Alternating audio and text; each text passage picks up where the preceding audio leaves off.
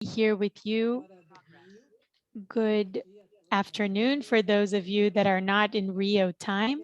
So I would like to just give you some instructions regarding the simultaneous interpreting for this conference. As you know, you will have simultaneous interpreting available. And when you join the Zoom meeting, you should choose the language that you would like to hear the presentations in. If you're more comfortable with Portuguese, Spanish, French, or English, you can choose one of those languages. So you click on the globe on your own Zoom screen, you will find the icon on the lower part of your screen, close to the right side. And you can also find that by clicking on the more um, button. Um, so either using the globe or on this more option. That's where you'll find the possibility of choosing the simultaneous interpreting channel that you would like to hear. And that's the language in which you will hear the whole event. So you can ask the organizers on the chat if you need any help, and they are going to answer. I would just like to remind you that in case you have any problems, if you don't see the globe on the lower right-hand side of your screen, you can download the most updated Zoom version. Sometimes it's just an issue of the Zoom update that you need to download to be able to use Zoom on your computer. So it can be solved. So once again, if you need any help, please ask the organizers on the chat. So once again, we would like to say good morning, good afternoon, and we would like to welcome all of you. It is an enormous pleasure to be here and to coordinate this panel about school management and headmasters leadership, international contexts, and research perspectives. So we have three researchers that are renowned and they are here to talk to us. And this initiative comes from the Management and Quality in Education Research Group that is coordinated by myself at the Pontifical Catholic University of Rio, in partnership with the group of education management from Unirio University and coordinated by Professor Oliveira, who's here with us, and also with the Educational Policies Research Group from Paraná University, coordinated by Professor Angelo Ricardo de Souza. These three groups are organizing a set of roundtables with this topic: school management and headmasters leadership, international context and research perspectives. So the goal of these roundtables, because we had the first one with researchers from the Americas, a colleague from the United States, another colleague from Colombia, and another colleague from Chile.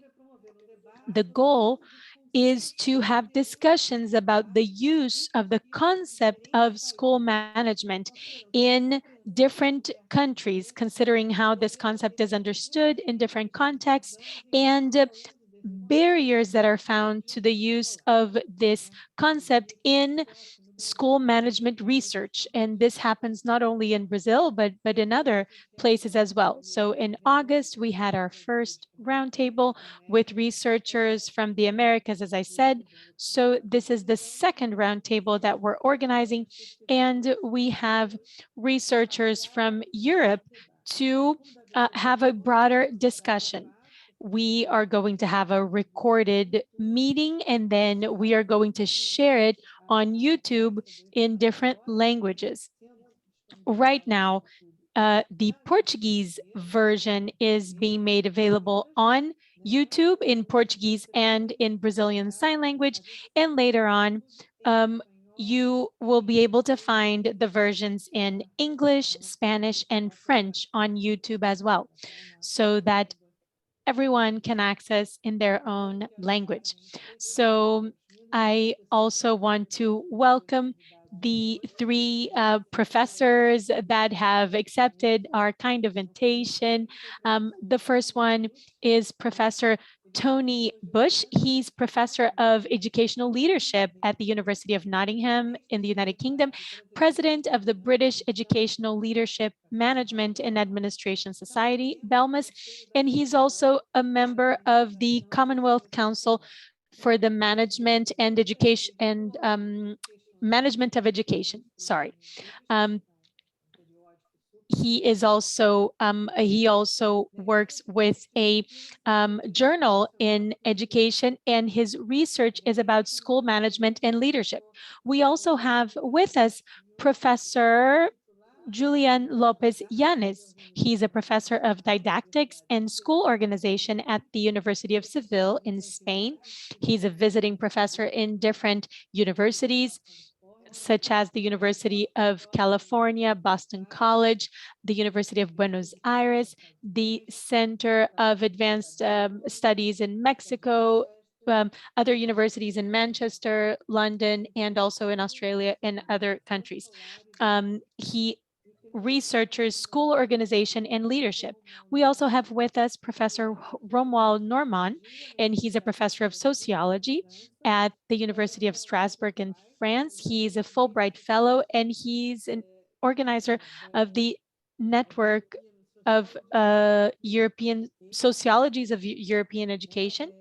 And he is also a member of the British Journal of Sociology and Education Publishing Council. He researches different school management policies. Each one of you will have 20 minutes, and I will let you know when you have 5 minutes to conclude, and then participants will be able to send their own questions via YouTube chat or Zoom chat.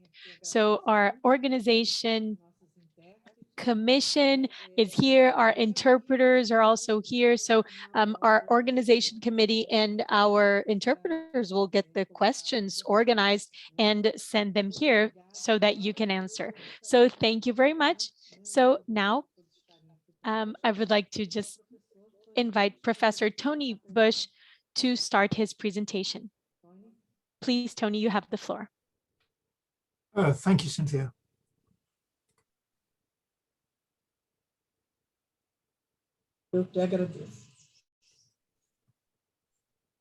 So first of all, I hope everyone can see the presentation that's on my screen. I hope it's on your screen as well. Okay, some people are nodding.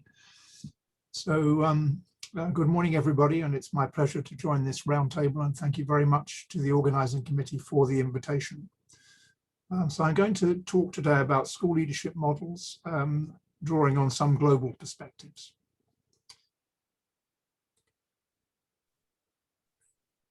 Let me see how I can move this on.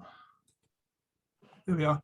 Just want to take the opportunity to reinforce what's been said already and introduce myself. So I'm currently Professor of Educational Leadership at the University of Nottingham in the UK. As has been mentioned, I'm the current president of the British Educational Leadership Management and Administration Society, BELMAS. I've left the URL then. I hope that some of you will consider joining BELMAS. There are many benefits from doing so. I'm also Editor-in-Chief of Educational Management, Administration and Leadership. This is ranked in quartile 1 in the Social Sciences Citation Index and is currently the #1 ranked journal in the field globally. It's also been my pleasure to be a visiting professor, researcher, consultant, or invited keynote speaker in 26 countries. So a brief introduction from me. So let's move on. This is what I'm going to attempt to do in the 20 minutes available to me, to say something about leadership in the 21st century, and then to look at different school leadership models. And then, as has already been indicated, I'm prepared to answer questions at an appropriate time in the morning.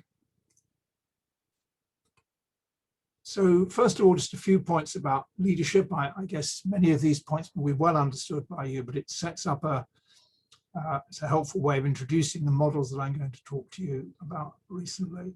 I was very struck by the use of the word management in a lot of the introductions to this. And I don't know whether that's a translation issue or whether it's or just a semantic issue, or whether it reflects any substantial differences in approaching these issues around the world. So I define leadership as being based on influence, not formal power. So it's not located necessarily with the school head teachers or principals. It's an influence process unrelated to formal positions. And what leaders do is influence followers to behave in specific ways. I'll say more about that later. A key concept that we link to leadership is that of vision, or what other people have called providing a sense of direction for the organization. What is it we are trying to achieve this week, this month, this year, for our school, for our organization, having that vision. Com ela que você não está podendo descer. Aí ela disse que vai falar com o motoboy para ver se ele vai poder subir ou não. I'm sorry, I could hear another voice in another language while I was speaking, so I don't know if there's a technical issue there. Or should I just carry on? I'll carry on for now, but there was an interruption. So what I was saying was leadership is linked to vision, and the vision can be defined as a dream of a better future for individuals and for schools. And vision should be based on the specific needs of schools and their communities. But we all face the issue globally about also having to be responsive to government policies. And that can be a challenge if there's a contradiction between what government wants schools to do and what the stakeholders at the school would prefer to do. There's also the notion of visions being based on clear professional values, and the challenge for those of us researching in the field and for those practicing as school leaders is whose values are we talking about here?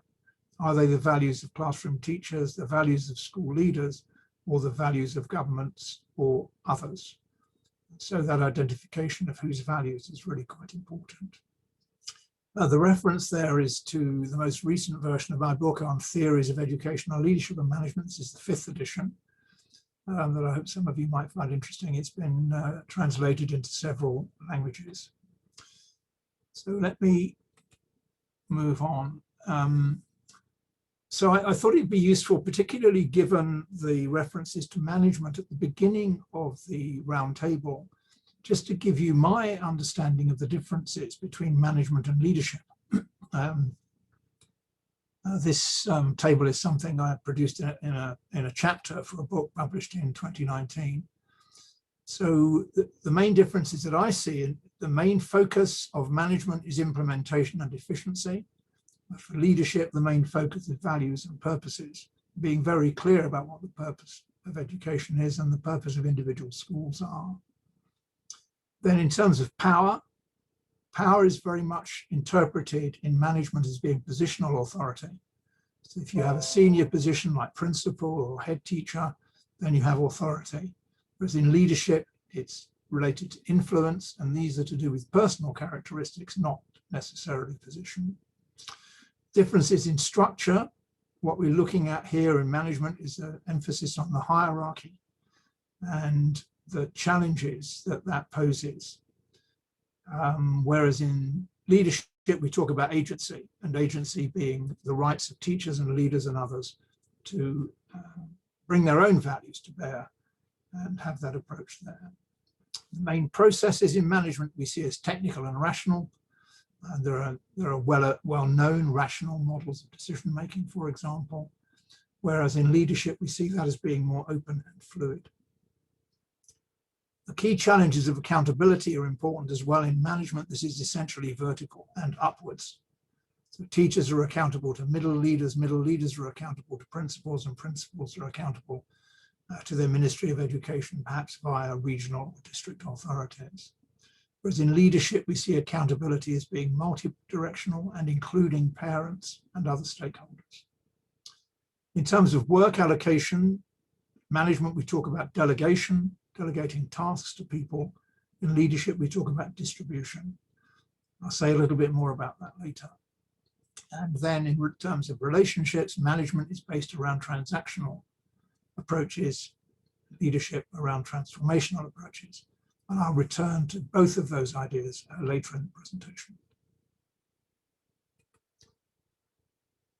So let me say something about why it's useful to talk about leadership models. And I've been writing about these models now for something like 35 years and continually doing research on them as well. And I'm currently doing research on leadership models in 2 different African projects, for example. So what do we get from understanding leadership models? First of all, we can understand leadership behaviors and interpret leadership behaviors using these models.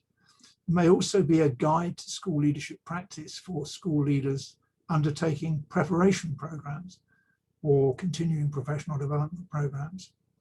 And it also provides what I talk about in my writing quite a lot about a conceptual toolkit.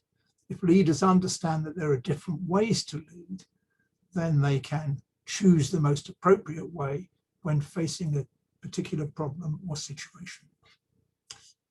So essentially, models tell us something about how leadership is practiced and enacted. So let me then introduce leadership models. There are many. We sometimes talk about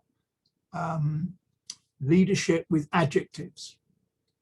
So, and I don't have time or space today to talk about all of them, but there are many. I call it crowded territory in my writing. And most of these models are solo, by which I mean linked to individual leaders, usually principals. A few are shared based on the notion of multiple leaders and teamwork. And there's an important distinction to make between leadership and leaders. Often when we talk about leadership, we often mean individual leaders rather than the collective notion of leadership within an organization. So I'm going to talk about just 4 of these solo models today: managerial, transformational, transactional, and moral leadership. As I said earlier, there are many others, but we don't have time to talk about all of them. And I'll now move on to talk about each of these individually. So starting with managerial leadership, and in my experience and my privilege to have visited schools around the globe, you see many schools organized on the basis of managerial leadership with formal roles and positional authority. When I look, as you may do, at school principals' doors, their office doors, I find it fascinating to see whether the person's name is included or not, or whether it just says principal. If it just says principal, then that tells you the position is more important than the person. You might want to think, as I do, that actually the person is more important than the position. So authority in this model is linked to the hierarchy. The more senior you are in the hierarchy, the more authority you have. I've mentioned the issue of position rather than personal qualities. Accountability is to the hierarchy, internal and external. And the challenge that we face as scholars and practitioners is this danger of managerialism, where adherence to procedure is given a higher priority than responding to student or stakeholder needs. So one of the issues I share with my own doctoral and master's students a lot is to say the most important question to ask is why? And if the answer to your question, why are you doing it like this, is because it's procedure, then that means it's a managerialist situation rather than having a more appropriate response because it's better for the students or it's better for the school. And we do find managerial leadership appears much more often in centralized systems than those where there's been some decentralization. So let me move on. Transformational leadership. I'm conscious that I'm doing this somewhat superficially, but that's a reflection of the time available. So when we talk about transformation, we mean significant change, either at system level or at school level.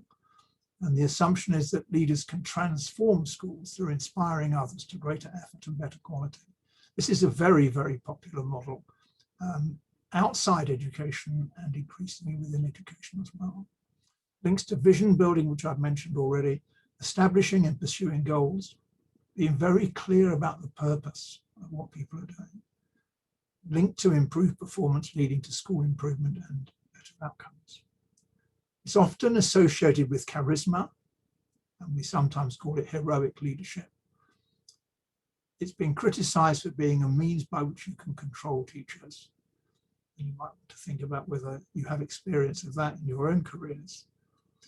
So the other points to make is transformation imposed by governments, or is it a genuine school-based process? And the final point that challenges many of us now is what happens when the transformational leaders depart?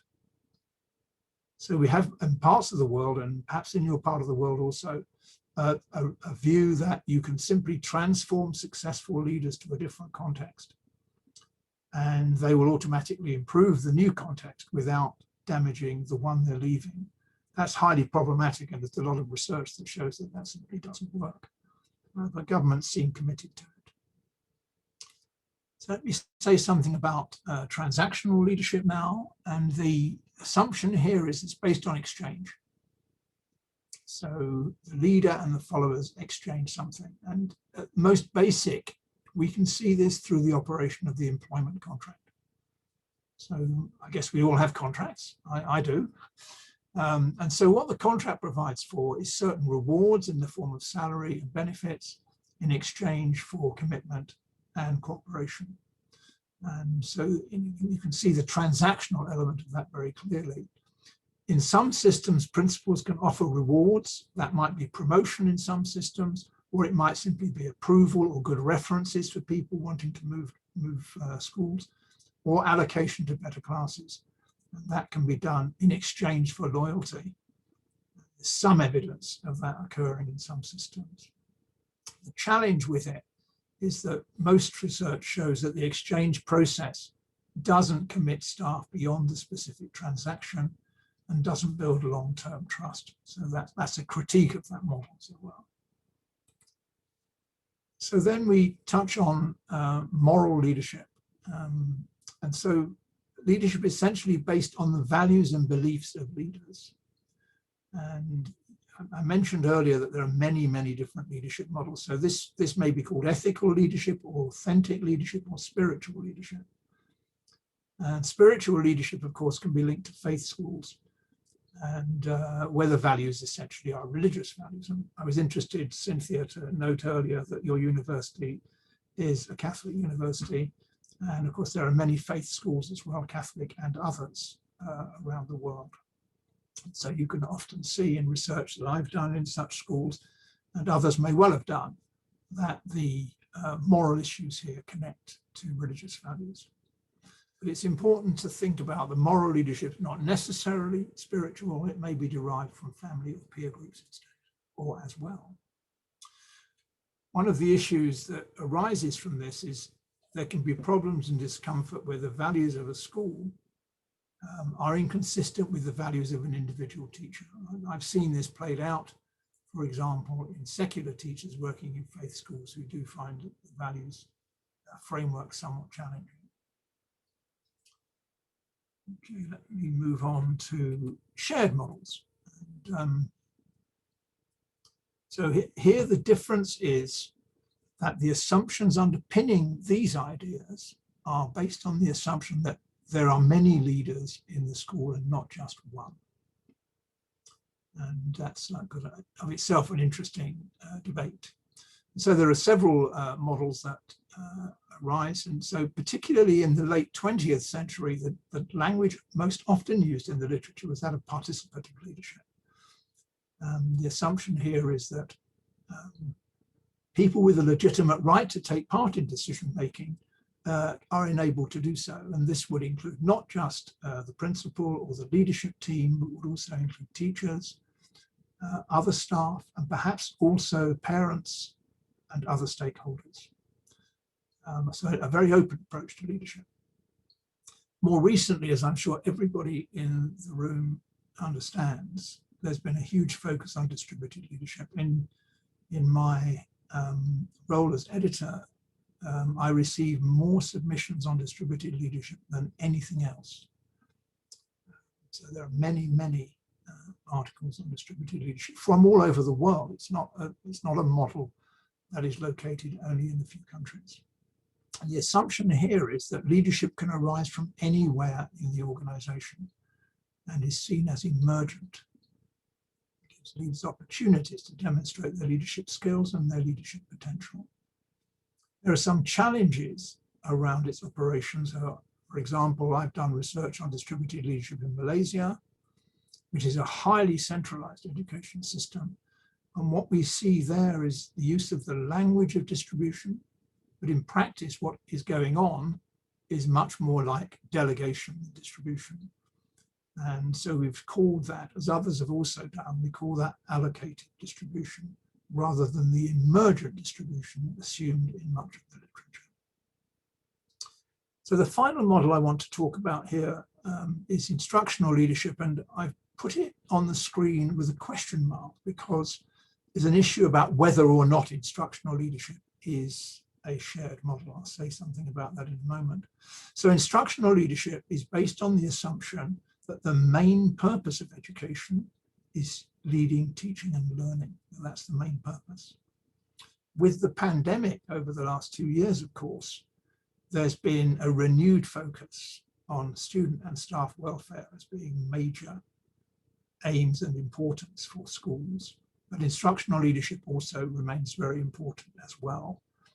And the evidence that we have, for example, from Viviane Robinson's major meta-analysis, which is now more than 10 years old, is instructional leadership is more effective than any other model in bringing about improved student outcomes. So as a result, it's become very, very popular. And as I mentioned earlier, I'm currently doing 2 projects in Africa about instructional leadership, which is proving to be quite fascinating. So the other languages that we may see, or adjectives rather, that may be used, so you may see in the literature the use of phrases like collaborative leadership, democratic leadership, shared leadership, and so on.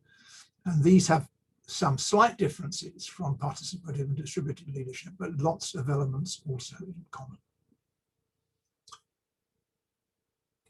So let me say a little bit more about participative leadership first.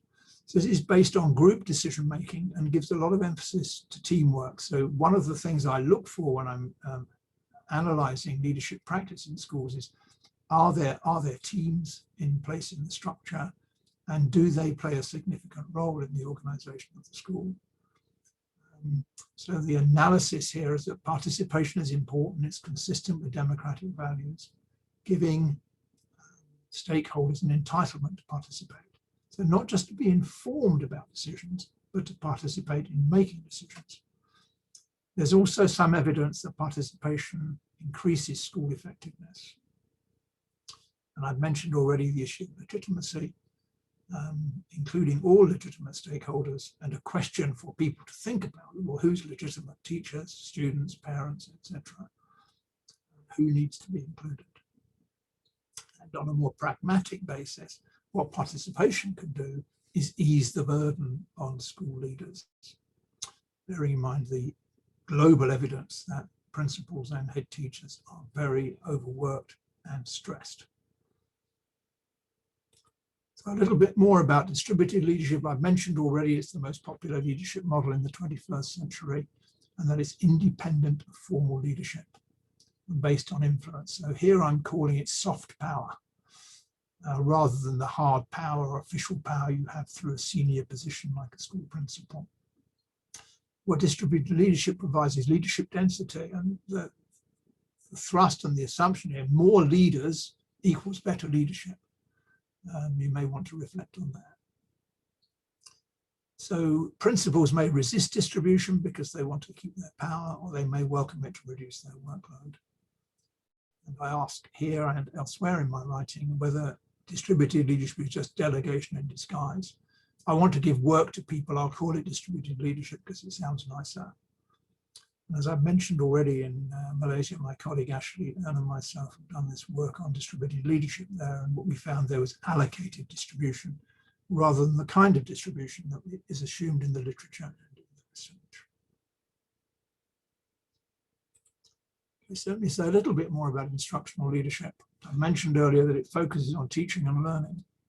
And the key processes involved here are essentially to do with monitoring. So effective instructional leadership would include a process of monitoring, including classroom observation with structured, constructive feedback, and also modeling good practice at the very basic level. What does a good lesson look like? And thirdly, mentoring those teachers who may need help to improve their classroom practice. So in some of my writing, I call this the 3 M's model: monitoring, modeling, and mentoring. Elsewhere, you may find it called leadership for learning or leadership of learning, rather than instructional leadership. And it raises key issues about who the instructional leaders are in an organization. Are they principals, as was assumed when this model first developed in the US in the 1980s? Or are they other senior leaders? Are they middle leaders like heads of subjects? Or are they system experts who come in from outside? And if it's broader than just the principal, then we can talk about it being a shared model, as I indicate in the final part of the slide. Okay, so one more model and then I'll round up my presentation. So another model, or one you can find in the literature and I've written about, is contingent leadership. And so what we think about here is that most leadership models are partial, but there's no single best type.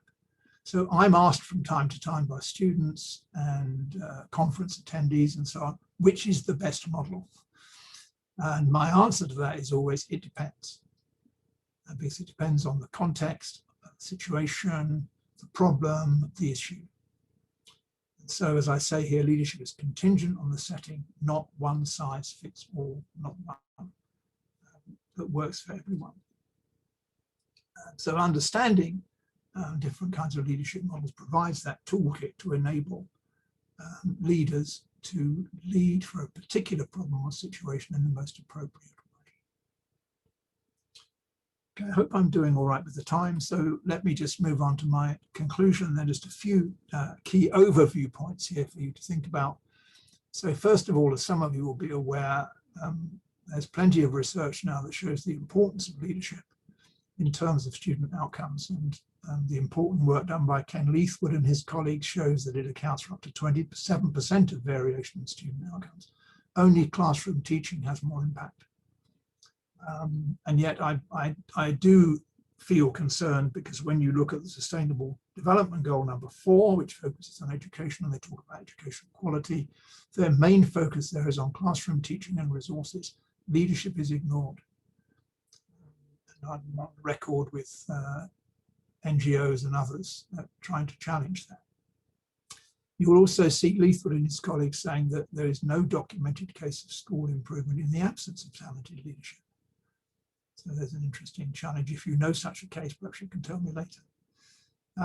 Leithwood also says that leadership has a greater influence on schools when it's widely distributed. I've mentioned already Robinson's important research that instructional leadership has a greater impact on outcomes than other models. A final point, and one that I'm sure you'll be aware of, and bearing in mind the international nature of the participants today, and so on, the notion of culture and context being very important, and that leaders should be flexible in deciding how they should lead and what will work best for their schools and their students.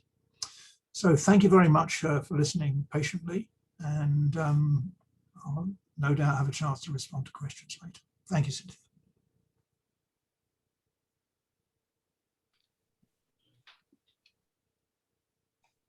Muito obrigada. Thank you very much, Tony. Thank you. It was a pleasure to hear you.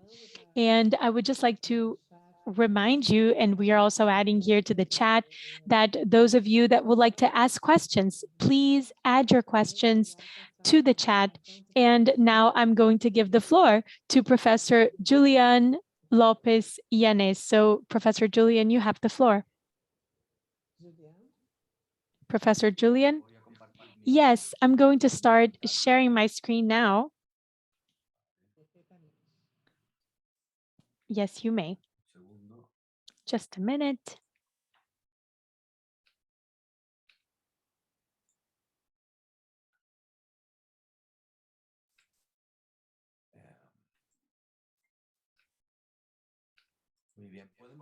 Just a minute. Can you see my screen?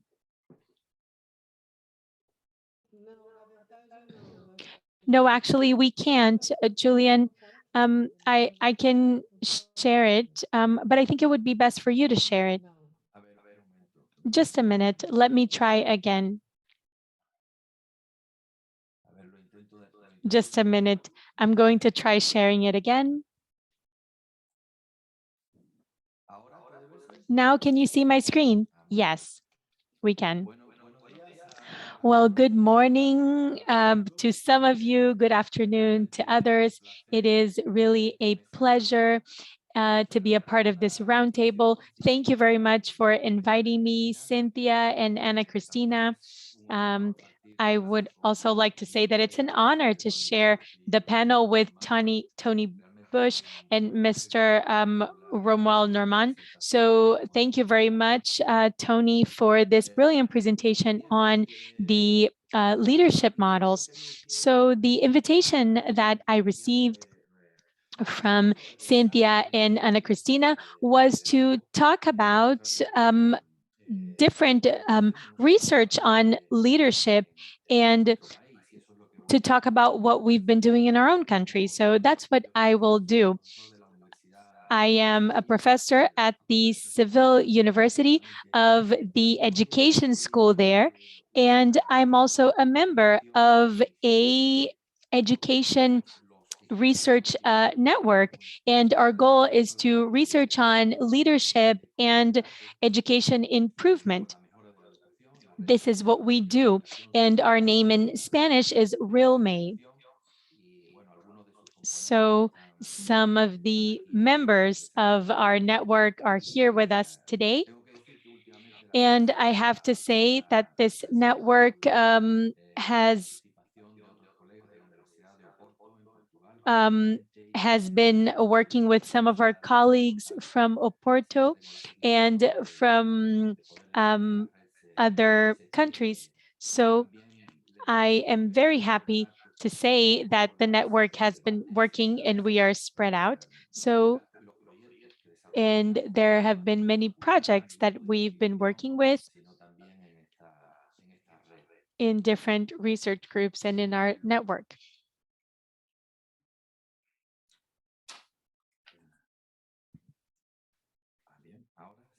So you can see my slides, yes? Okay.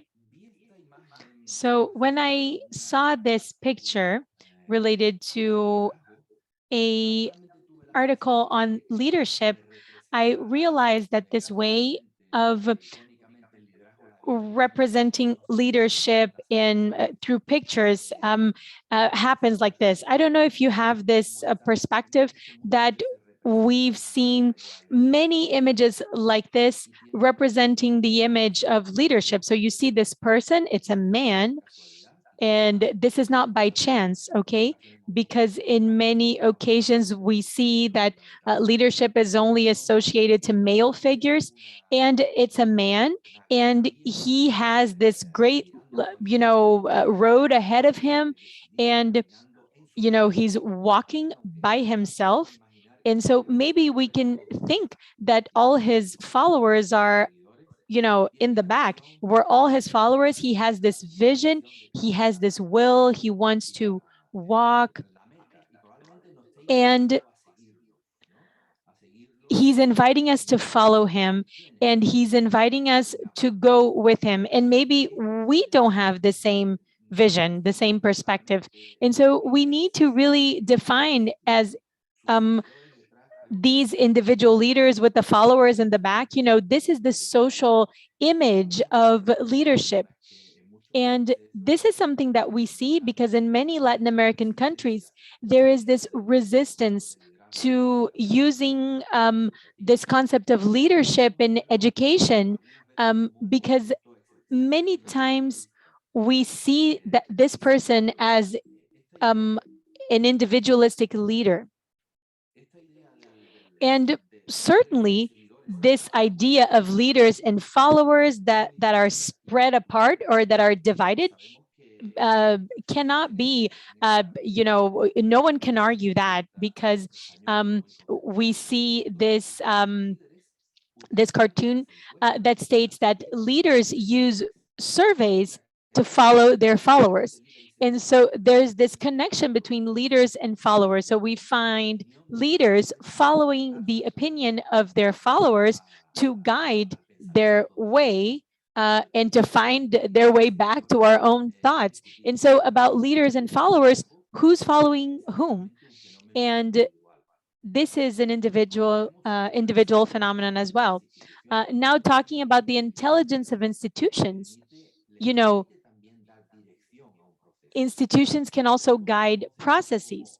If we understand leadership as guiding a process, no one said that this guidance should be only be given by individuals. So organizations, corporations, social groups, for instance, they will guide each other. And so they will work collectively. And so we have different subcultures of power and of knowledge, different practices that are being used here. So in sociology and anthropology, we see that we form groups and these groups provide guidance, and they we cannot just think that we are going to depend on individual leaders that will provide vision. And so this ends up making us understand that organizations are also changing. They are creating community and network. And so the models that are excessively, filled with red tape, paperwork, and this type of perspective of management is changing. So leadership is based on knowledge. And to create knowledge, organizations need horizontal structures, something that will help them be in direct contact, for members to be in direct contact. And so leaders need to work more as facilitators and not as authority. And so they need to be facilitators of teamwork, facilitators of knowledge creation, network creation. So we need to match these two ideas of people that are providing direction to organizations, and also organizations that will guide themselves through these processes that are collective and a lot more collective than other aspects related to management or to ideas of management. So educational organizations are a lot more open to this. So we see more and more focus to talk about education improvement in the idea of community. And so this idea of community is very important. When an organization works as a community of practice, that means something more than management. There's this collective commitment to a practice. Everyone is committed to this. And so this creates identity, and everyone can see each other as part of this same identity. So this practice is given to this collective subject, something that is an us of this collective practice. Therefore, this represents a challenge for research on education and leadership, because this needs to be compatible to all the analysis of leaders and of leadership that will have this demand of considering organizations and researching them as networks for learning, as communities. And so we need to really work on this concept as a phenomenon that many times is seen as something individual. We need to bring these new concepts of leadership using this demand of a collective effective leadership and seeing organizations as a community of practice. Tenemos a nuestra disposición actualmente sobre qué significa una comunidad. I'm not going to go into the literature. There's a lot of literature on community of practice and learning. There is a lot of literature on this. So here we have a community, and I'm going to promote this community a little bit. In the next summer, we're going to organize in the summer 2022, we're going to organize in Sevilla the network conference. It should have happened in 2020, but because of the pandemic, it was canceled. So 2 years later, we hope to have this opportunity to hold our conference. It's not going to be held on 2020. It's going to be in July, actually. So I hope we can provide this exact information soon, in a few days, but the title will be To Build Community at School and Think Schools as Communities. So this importance of having a community view at school challenges us. And this idea of distributed leadership or shared leadership is very challenging as well. So we should think about the leadership sharing. It has been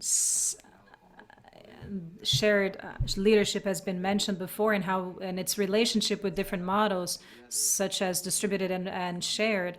But we can also think about the idea not only as a model, of course it's a model, and many authors propose this as a model, as a prescriptive model, as something that should be learned.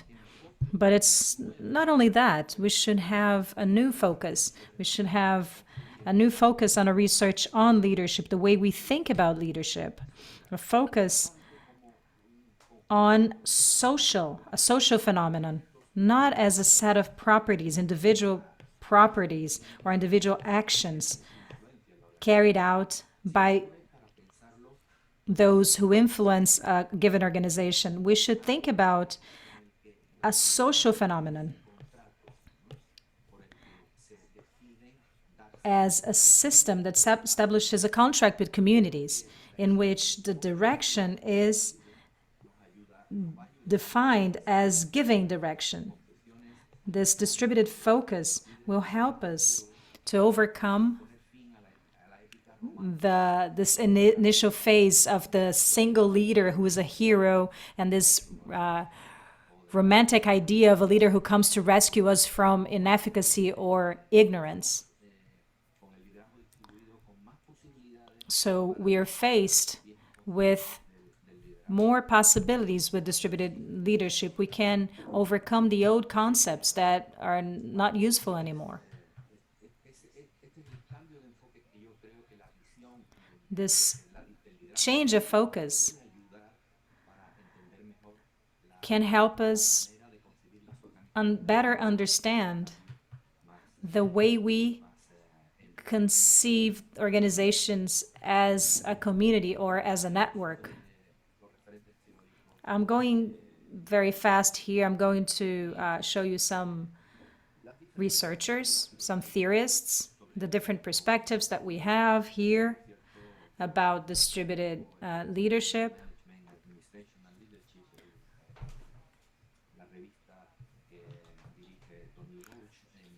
We've had for many years training on this subject. There is a thesis published, but with different views and perspectives on distributed leadership, with descriptive and normative, and this was very important to understand better the distributed leadership. But I'm going to go faster and forward this presentation because I want to get to the second part of my presentation, in which I'm going to show you what we do in our research, and I hope this will be useful to you. And I'm also going to talk about how we should understand leadership in a more broad framework when we think about school organizations. I think researchers have this challenge of analyzing leadership in social structures or social system structures. So we need to understand leadership and as part of this. And that's the only way we can properly understand these systems within some cultures and the way they think, the way they carry out teaching in different contexts. And we also need to think about power structures. We can only understand leadership structures when our research has a framework of organizational and power structures. So we need to analyze cultures and the power structures in these cultures, because leadership is embedded into that. And there are different ways to represent power that not necessarily are connected to leadership. So we published a paper in the Revista Iberoamericana sobre Calidad, Eficacia y Cambio en Educación. And we wanted to study leadership associated to the structures of the social systems in the organization. This study, this paper, brings the contributions to understand research on school organizations. So leadership should be studied as connected to other properties of the organization, that which defines the organization. For example, the collaboration structures, trust, collective teacher efficacy, the concept of self-efficacy or self-effectiveness is different. It's completely different when you lead a team of teachers who are self-confident and who are self-reliant. This is completely different from when you're leading an organization in which people don't trust each other. So leadership should be understood in a framework of these different organizational processes. And we need to consider other properties of the organization, the sense of belonging, ability to change. This is something that has been researched. There's a lot of science literature on this, produced in the last few years. How can leaders help increase or improve this ability of change? And this also challenges us to adjust our research methodologies. When leadership is seen as a social phenomenon and not as a set of individual features, it is seen as a more complex phenomenon. And this calls for combined research methodologies. We need to have different methods or combined methods to go deeper into the core of this phenomenon. So we need to advance and work with qualitative methodologies such as interview, observational studies with participants and non-participants, also with follow-up focused on some research, what we call shadowing, to see how leaders interact with different members of the organization, and use these different methodologies in case studies from bottom up, building a well-based theory, which is combined with questionnaires. We can also combine these methodologies, these qualitative methodologies, and quantitative and questionnaires, and this brings us good results. We have studies. We have different types of records in which we have studies, and at the end of each day, the headmasters had to answer or fill out a form and answer some questions, and then we could see the activities that they had carried out, what theme they had called, that they had followed, who directed the activity, etc. And we also saw methodology that I want to talk about. It's a methodology that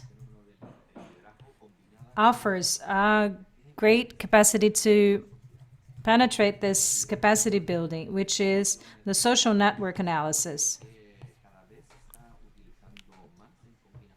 This methodology uses a combination with other methodologies to delve deeper into the leadership phenomenon. And I'm going to talk further about this. So this idea that we need to include or to conduct more research on leadership along with other phenomena in the organization, this idea led us to study leadership and its relation with trust. And so we adapted a questionnaire in Spanish, into Spanish, considering the collective efficacy of teachers. And we also did a social network analysis at schools to analyze leadership as an emergent property of the social network. And I'm going to tell you how this was done. And we also did a study. We conducted a study that I mentioned before. And in the first stage, it studied 39 schools with daily logs that were sent by headmasters. They wrote about what they had done, and then we did social networks analysis. And then the second stage covered 10 schools with a more qualitative approach, with depth interviews, shadowing, and observation of meetings to see how formal leaders distributed their influence during the meetings with their staff.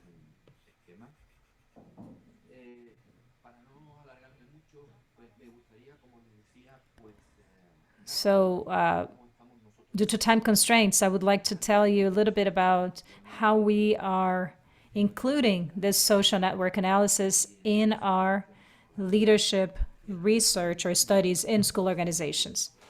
The social network analysis is a methodology that analyzes and defines a social interaction context. We have many social studies, not only about schools, but in different social contexts that are working with this methodology, which is based in mathematical analysis, and it works with knot analysis and social relationships. The importance of this type of social network analysis is to reveal the hidden structure that exists in any social process or organizational process, to bring to light this hidden structure. And this type of study allows us to think about leadership as a result of the structure of relationships. So this methodology uses different questions that are asked to the participants in a given group. We ask questions about who they have relationships at a given period of time. And then we deal with certain aspects of their work. In the last study that we conducted, we asked participants to give us their relationship map, considering 4 aspects: pedagogical, the relationship that they had to solve curriculum issues or learning and teaching issues, their management relationships, their social relationships,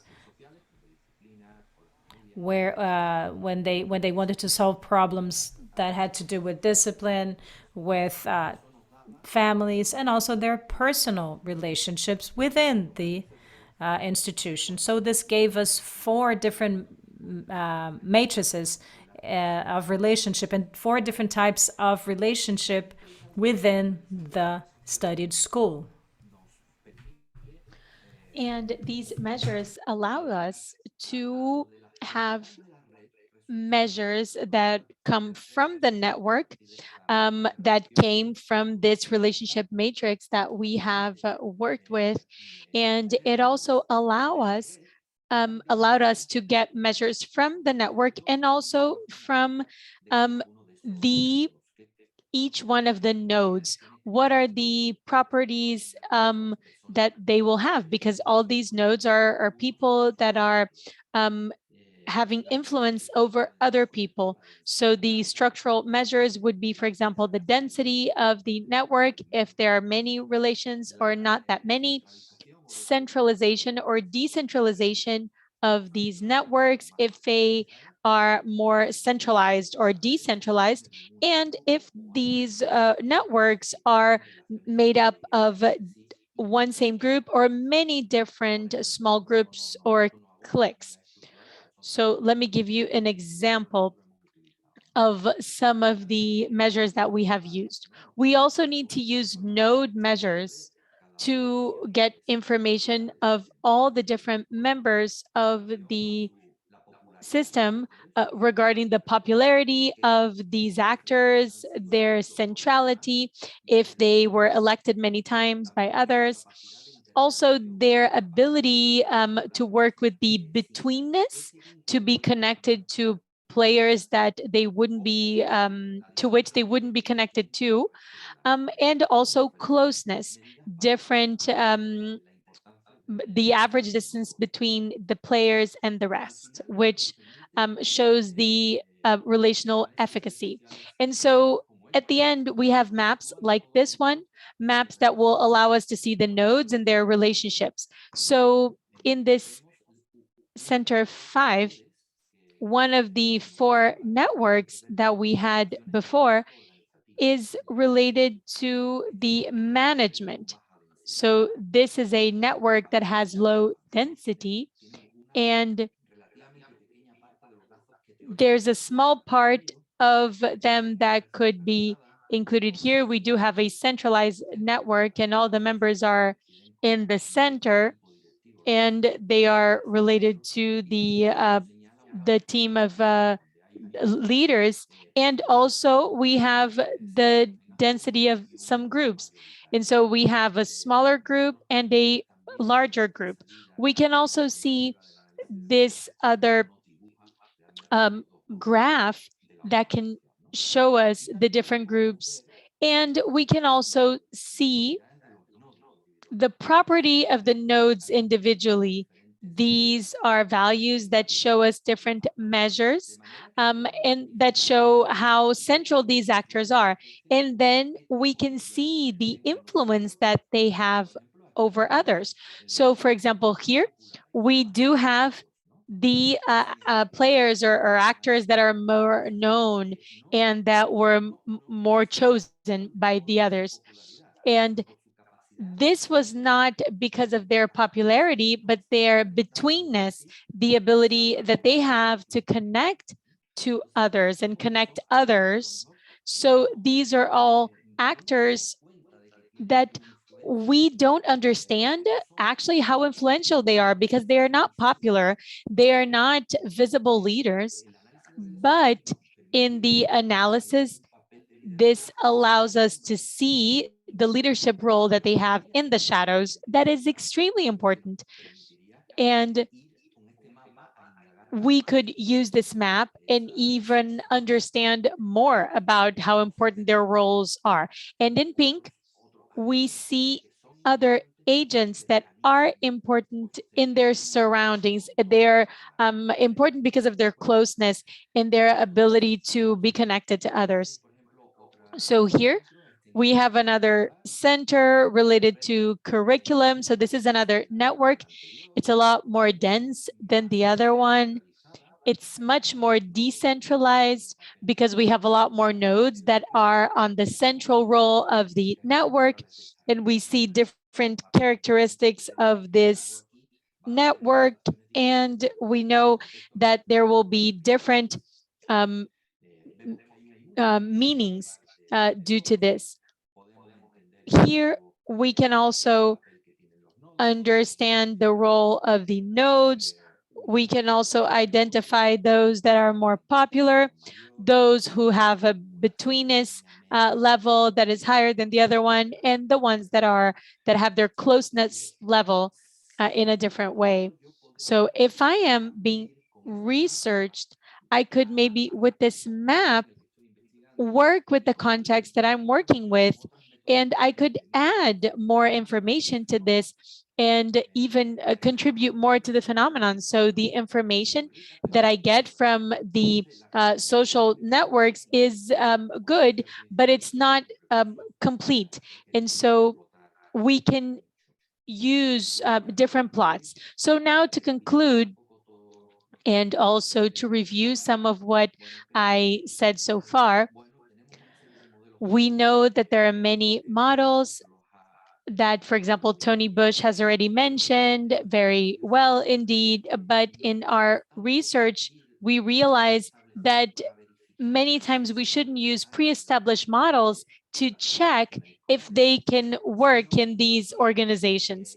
It is always best to go to the to the school and see how they are organized and what is the type of leadership that they are using within this organization, and then we can get theoretical models, see the theoretical models that will stem from that model that is being used. So we can use different focuses. We can review these theoretical models and not only analyze leaders, but also understand the whole leadership setting in that organization. We need to connect research to the institution and use the social network analysis as a map of the territory so that we can understand the territory, and of course, not be scared of creating theories. And in this sense, I see that Latin American countries, we can contribute as Latin American countries to a theory of knowledge from the South that will also understand their own relationship with leadership, because your cultural context is extremely important to see how leadership is developed in those places. So I hope that you were able to enjoy my presentation, and thank you very much for this invitation and for your attention. Muito obrigada, Julião. Thank you very much, Julian. Very interesting to hear you. We're very thankful, and I think everyone is looking forward to the Q&A session. We're going to have a discussion. So now I'm going to give the floor to Professor Romuald Norman. So thank you very much. And Romuald Norman, you can start sharing your screen, please.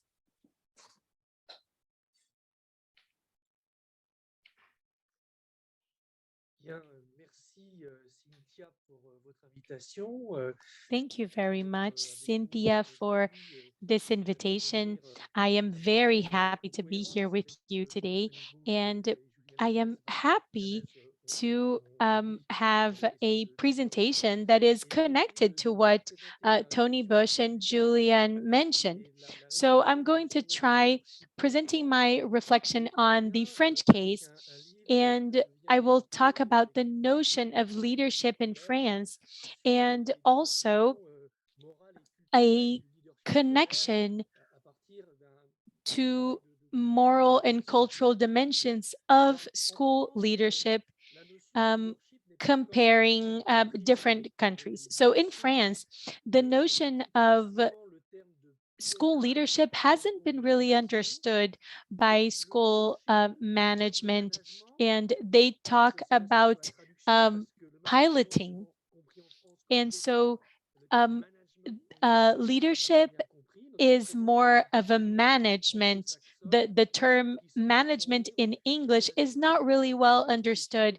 And that's why I use the term in English, even when I speak French, because this can be explained first by the fact that the French educational system is still focused on public administration and on hierarchy, and also with everything that is related to the right to education. It's also a bureaucratic issue in which employees are professionally independent, you know, and this ends up being progressively turned into public management, but this public management is resisted by different professional groups and unions, and school principals, when they talk about their own leadership practices and training resources, will not use this concept. And only recently, the High Study Institute that trains all education professionals in France decided to use a leadership model, but the notion hasn't been established yet. We also see the complexity of the status and also of the mission of school managers, because they are sharing responsibility. The inspectors and the school managers, they do this, and there's this connection between the primary school principals that don't have their own status. They are under the authority of the inspectors, and it's different because it's the object of many different union organizations. So research in France about education talks about the different paradox that school principals have because of hierarchy on the one hand and other issues. And so international school leadership research is not very well known in France. So this is a cognitive revolution that we need to undergo, because then we can sensitize different people involved in French education. This is something that I've been trying to do, to translate and to transfer the results of international research, but also invest in leadership training. So there are some programs that are being developed in a rural region in France, and a combination between different organizations in the High Studies Institute, the Haute Étude en Éducation et Formation. And we do have studies in the United States as well on leadership, and we know that school leadership has taken on another meaning. Even the Education Institute, I talked about this in the years 2000, where we talked about distributed leadership, making teachers more responsible, more autonomous, and this creates a learning environment in the classroom, and the idea of a type of coordination that was very well taught at the beginning. So the French organization that was considering some of the English related issues that had been structured as not cooperating that much with teachers. So I understood that mainly in the United States, I realized how accountability is important. And in the United States educational system, we have been able to research some facts that showed that there was excessive pressure in schools, especially because there's a law in the United States about student assessment. And then I was convinced that an approach related to performance was not ideal, especially in France. especially when we think about professional development that is supported by learning within professional communities with teachers that are engaged. This idea seemed very appealing to me because it produced good effects. It improved his school performance. So not everything is rejected in the United States because there are programs that are being implemented. There is innovation, there is research results that are very interesting and should be considered. The point for me is how to follow French education executives that are leaving a bureaucratic model without the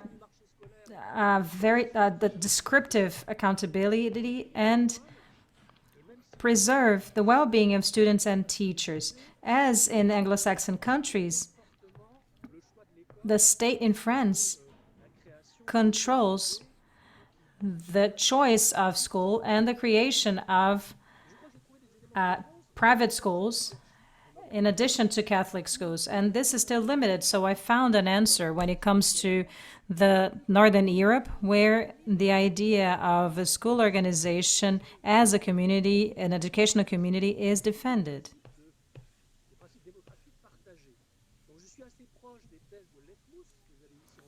And I feel very close to the points raised by Danus, who is a researcher from Denmark, and Philip Woods, who is English, and he says that leadership should help us build a more democratic school that has as its core students who should organize a discussion space and also a cooperation spirit without disregarding social issues. So it wouldn't be a bureaucracy, but it wouldn't be a company either. And it wouldn't be an organization that is totally functional or instrumental. An organization that would be concerned with ways of coexistence, of adults and children coexisting for the common good. This idea of common good comes from the political philosophy. So how can we make it so that school leadership serves the community and the society in general? And what sort of accountability and respect to the members of the school organization, to schools? How can we agree with all the values? So as Bush said, this depends on the values, on the vision, and also, as was said by the master of school leadership, Kenneth Leithwood. You can see his picture here. So he showed that the student conduct at school, schools that achieve the best results, are based on values. So teachers should apply pedagogical practices that are common to all. Moral engagement is very important to make a change in terms of learning. And the organizational structure and the development of a strategy are also important, but a functional and instrumental approach is not enough. You need to have some soul to school organization. So from the findings of this international research with Keith Woods, we try to think about what would be this common good and social justice goals in school leadership, considering the differences between one country and another. What would be the different meanings that go beyond leadership, public interest, discipline, autonomy, social exclusion, because all of these affect the behavior of schoolmasters or headmasters and their sense of belonging to a cultural and school system. So among the countries with the liberal countries, Nuraj combines the practices of countries in Northern Europe, but also countries such as France, Switzerland, and China, which have specific characteristics, especially in France and China, which have an authoritative approach to education. Also, it was interesting to specify the differences in pertaining to cultural and moral in leadership practices that are connected to social and political contexts that are specific, such as racial discrimination in the United States, the New Zealand ethical dynamism, the weight of civil society in China and France. The third reason would be to understand the different forms of leadership in countries where you have, for example, instrumental leadership based on results and tests, or participative and democratic leadership in Northern Europe, or a bureaucratic and authoritarian leadership in France and China. So based on these works and as part of this research area, our collective book aims at characterizing the moral and educational basis of school leadership. And we consider basically the principles of common good, diversity, and social practices that dictate behavior at schools. And also the social dimension is at the core of our practices. We are also dealing with the ability of leaders to promote citizenship and a consensus and a balance between liberty and reciprocity of obligations. All of these are essential components to maintain a democratic context and rights of all the stakeholders. We have also a view of how easy it is to coexist instead of trying to homogenize through national educational programs that would hinder diversity. Because when you have a national policy, you place students who are more vulnerable at risk. So there is a deficit between decision making and practice that shows how important it is to have leadership when you think about policies. But we need to reduce the negative effects of neoliberal policies and this demand for results, bringing in a more social or relational approach. And there are also many challenges when you think about equity, inclusion, democratic rights. We also need to improve schools. So this is a challenge because educational systems are faced with challenges related to social inclusion. In our study, we also were interested in ethical leadership, emphasizing values such as dignity, the rights of others, and the moral dimension of school principles. All of these are very important notions for decisions to be accepted by teachers, but also for the chain of responsibility at schools to work better. So the sense of community is very strong in the United States, and the Northern Europe is also very strong, and it's stronger than in Germany and France. We also have other aspects that are more pronounced in Asia than in New Zealand, for example. This centralization of the system, oftentimes we have systems that value schools as spaces for discussion. When it comes to freedom, choice, and recognition of diversity, can lead to very interesting debates, but can also base relationships in schools. When you emphasize innovation, change, and diversity, you can have a more open community view open to learning between peers and sharing this entrepreneur spirit. A community that is organized around a project to explore its projects is more frequent in the United States and rare in France. We have some traditions in China that are not present in other countries. For example, innovation is an issue, peer learning, reflectivity, and relationship between teachers and principals. These are very common points in New Zealand.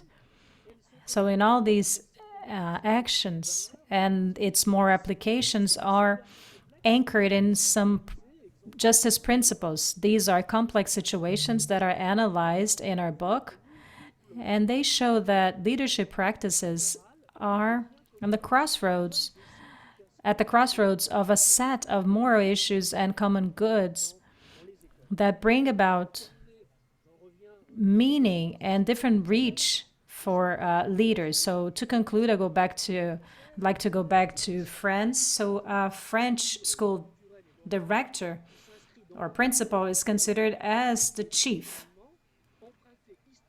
This image of chief is related to a cultural identity.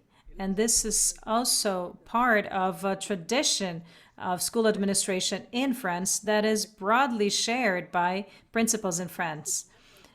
But the Republican culture and moral are anchored and are applied by school principals, but they are also connected to laicity and other equality and other values. This is also seen as a heritage from the military Napoleonic organization. There is a strong sense of hierarchy and a number of stages that require a number of steps to be applied. So in the mind of principals and inspectors, the goals are more important and plans are more important than more pragmatic points or issues. So the principals adopt leadership principles, but the word leader is never used. You use the word chef, in the French word chef, and that's why it's so difficult for them to build this image of a leader and all the competences that need to be developed by leaders.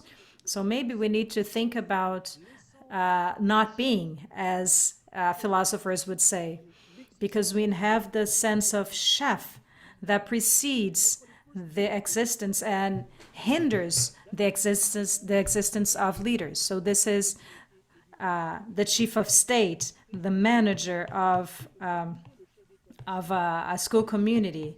So it is difficult for them to qualify the principal in France as a leader. The word leadership does not appear in any of the central school administration in France. We can say that most of the school principals in France are forced to play the role of a heroic or charismatic leader, but this is very difficult because there is a lot of resistance. They are faced with a lot of resistance by teachers and because they want to be free in their teaching. So for headmasters, they find it hard to maintain their legitimacy because the teaching team does not adhere to their proposals. So this representation tries to separate the profession of a teacher from the more administrative functions. And this is a problem. We also have transactional leadership, but not a distributed leadership, and that is due to the lack of negotiation competences, which are necessary when you have this relationship between headmasters and teachers. Sometimes local authorities use this type of method to award those who bring about innovative, positive innovation. And many times, some of these innovations, they will bring about more aspects. And so because this organizational leadership is not distributed, it only works with specific points, but depends on the teachers that will need to get paid for the overtime that they're working.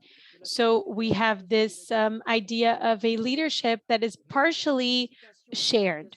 So the structure, the educational structure, it takes longer to change, but the organizations in France will limit the changes and also the improvement of educational practices. So the work is coordinated, but the impact is not transformative because it's a more individual change that affects only certain people. So I hope that you were able to understand this notion of leadership in the context of French education. And we were able to see so many different social, cultural, and moral settings. And this is what I wanted to show you with my presentation. And this is the list of different references. I would like to bring some from France. All of them are written in English, actually, and we don't have a lot of knowledge written in that area. So thank you very much.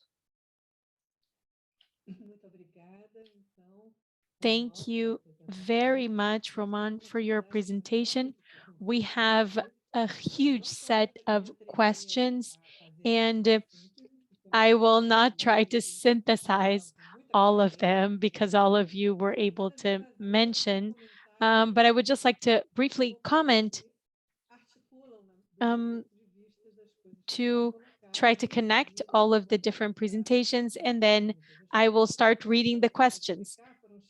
The questions came along the presentations, and we want to get them together and then send them over to you. So the first question that I would like to mention is that in the beginning, Tony talked about the use of the term management. And it is very interesting indeed, because when we are in different contexts, we have this opportunity of understanding how specific we are in certain aspect.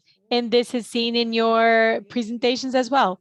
As Brazilian, the term management in Brazil, the use of this term to comment the leadership of the school is related to many different changes in the terms that we use after the military dictatorship in 1964 and also the new constitution from 1988.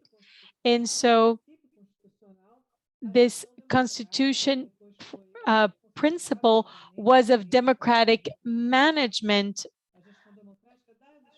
of public schools.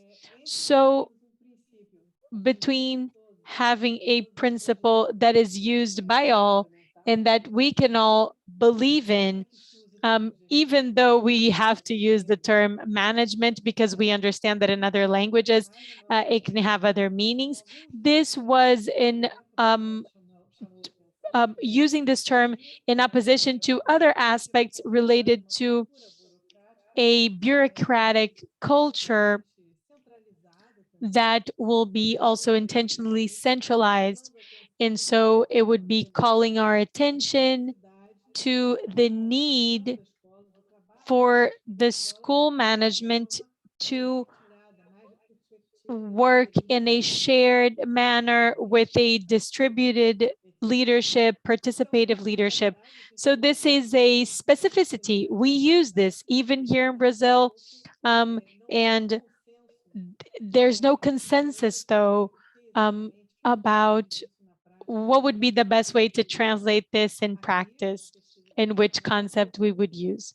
Now, talking about educational management, we resist on using the word leadership, as Romuald said. We have a tradition that is clientelist, more property based. We've had many autocratic periods. And so to talk about a leader ends up taking us to those anti-democratic leaders, authoritarian leaders as well. So there's also a problem with this term. And it's very interesting when I hear from you to see how much we can actually overcome, right? In terms of the language that we use. And we need to talk about the concept, because the three presentations brought us a lot of clarity regarding this use, this correct use of the words and the concepts behind the words. So the issue of centralization and decentralization, this is related to the school network as a whole in different countries and in different places, in federations like Brazil, but we have a general organization, and we do have specific organizations by state and by city. So the legislation is different, the independency of the federations is different. So we have many different legal aspects in our country that we need to manage. And that's why this discussion from the standpoint of future research development on management in schools is extremely important. And that's why your contribution is crucial for us. So this is an issue here in Brazil, this attempt to try to go beyond all these aspects, specifically for us in our research group. And we are organizing this event. We can look at leadership from the standpoint of understanding this leadership as the teaching team of each school. And so this leadership concept is seen as an expression of this relationship of respect and trust between the given teachers of a school, so that we will leave this individualistic perspective of one single leader.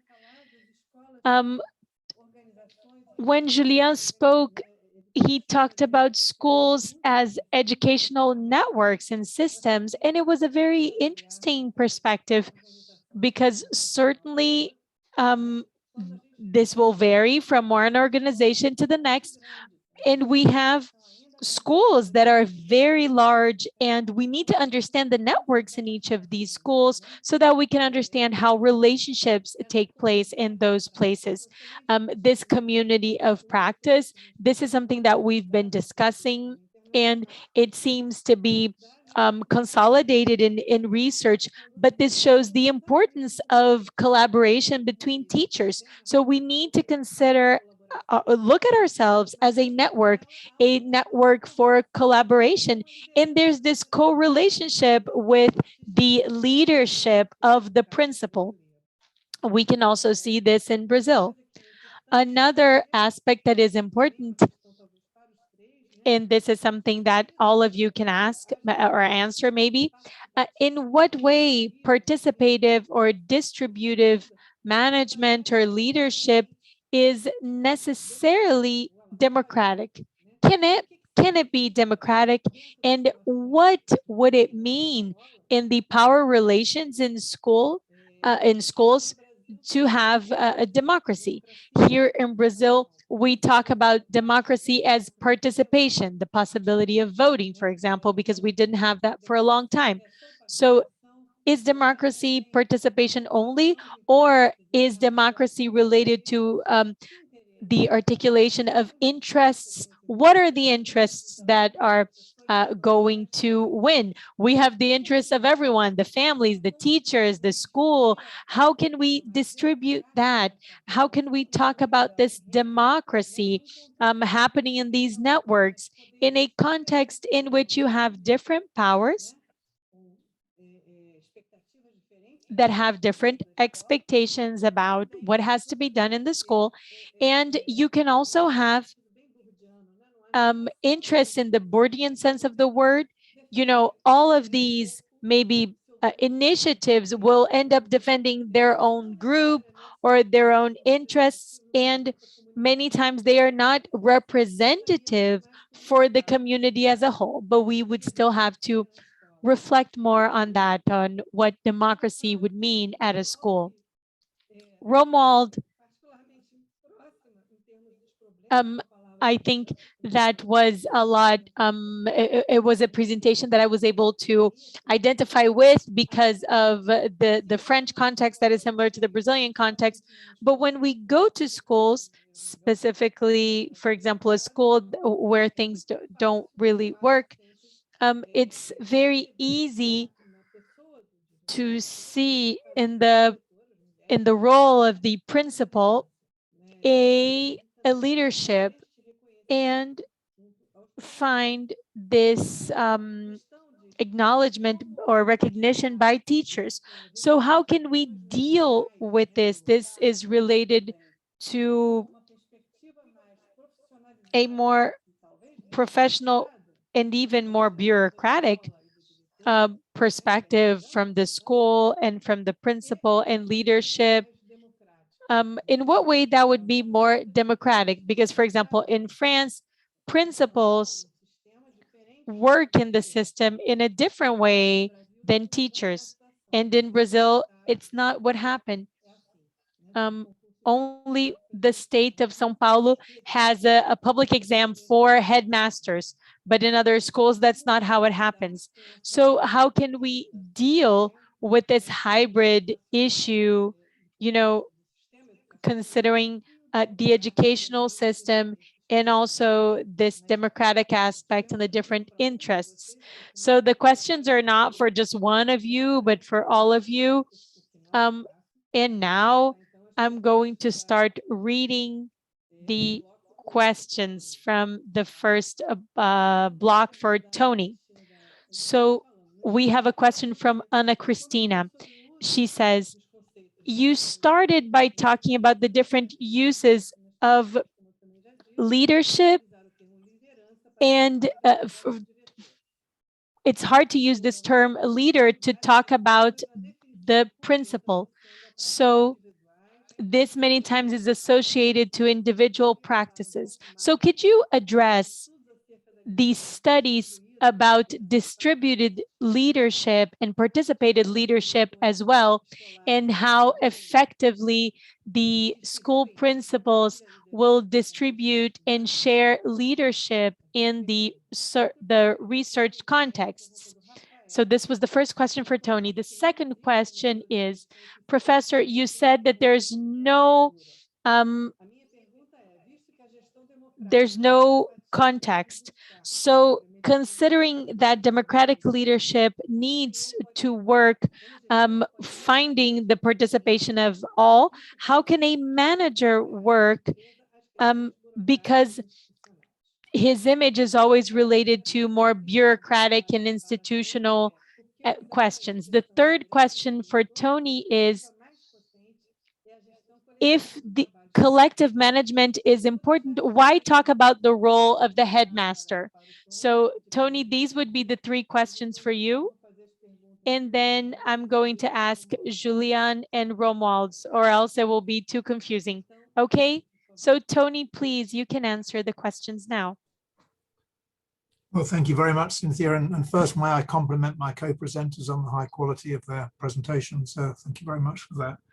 And I enjoyed your synthesis as well, and it raised many issues for me. But attempting to respond to the questions, the issue about how will the principal, I hope I've understood it correctly, develop a distributed or participative leadership, how will they do that? I mean, I think the issue first for me here is creating an appropriate climate, a climate where teachers and others feel empowered to take part in decision making and not simply to be the people who receive the decisions of others, but they are participating in that. And the key word for me here is ownership. We know that some of the most successful schools have a situation where teachers own the curriculum and they own the decisions that are being made. And as a result, they implement them more enthusiastically. So I think that's a key condition for doing that. But the key issue also is distribution is intended to be emergent. It's not intended for the principal to distribute necessarily. It's emergent to give people the opportunity to initiate and be leaders in that way. So I think that's quite a significant issue. The second question, I think, was about the issue of management and how you handle both the bureaucracy and democracy. And I don't doubt this is a major challenge for school principals and head teachers. It's a major challenge because in many systems, especially centralized ones, principals are seen as part of the administrative hierarchy. And as a result, administration is seen as their most important activity. Whereas what more recent research is showing is that more effective principals are those who engage directly with the learning and teaching process. But in large schools in particular, it's impossible for the principal to do that on his or her own. It's just not possible. So that's when distributed leadership has to be encouraged and developed. If you think about, for example, classroom observation, which I mentioned earlier, if you have 100 classes in a very large school, how on earth could the principal do all that by himself or herself? So a climate needs to be established where that is normalized as a peer process in order to improve classroom teaching. The issue then, I think the third question was about how you align the collective with the responsibilities of the head teacher. I think this is an ongoing challenge. So I've, in some of my earlier writing, but it's something I still do today, I've polarized accountability and participation.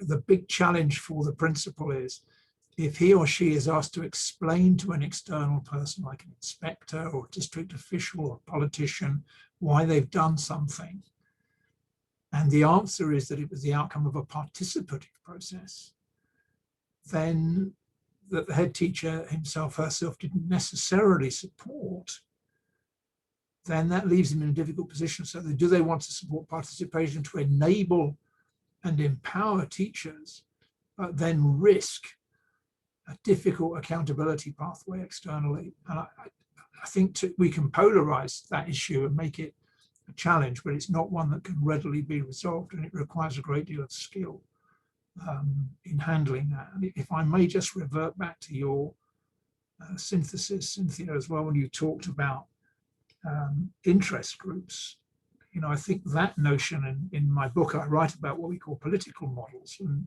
where interests are very important. And so here the principal is trying to serve the interests of the external hierarchy and the interests of the internal stakeholders. And that's a huge challenge for the head and no easy resolution. I hope, Anna, Christina, that I've given you a satisfactory answer to your questions. Thank you.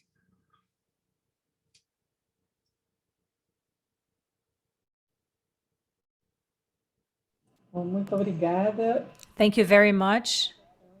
Thank you very much, Tony. There is another set of questions to you too. I'm not going to ask you the questions now. I'm going to go to Romualdo and then we go back to you, if time allowing. So Paola asks, what software did you use to develop this social network analysis? Christina asks also about the design of research results.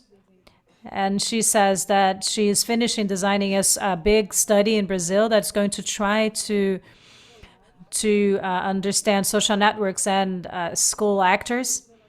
And you can see that the differences between work relationship and direct in the headmasters in Brazil, when compared to other countries that use the same design, could affect the interpretation of results.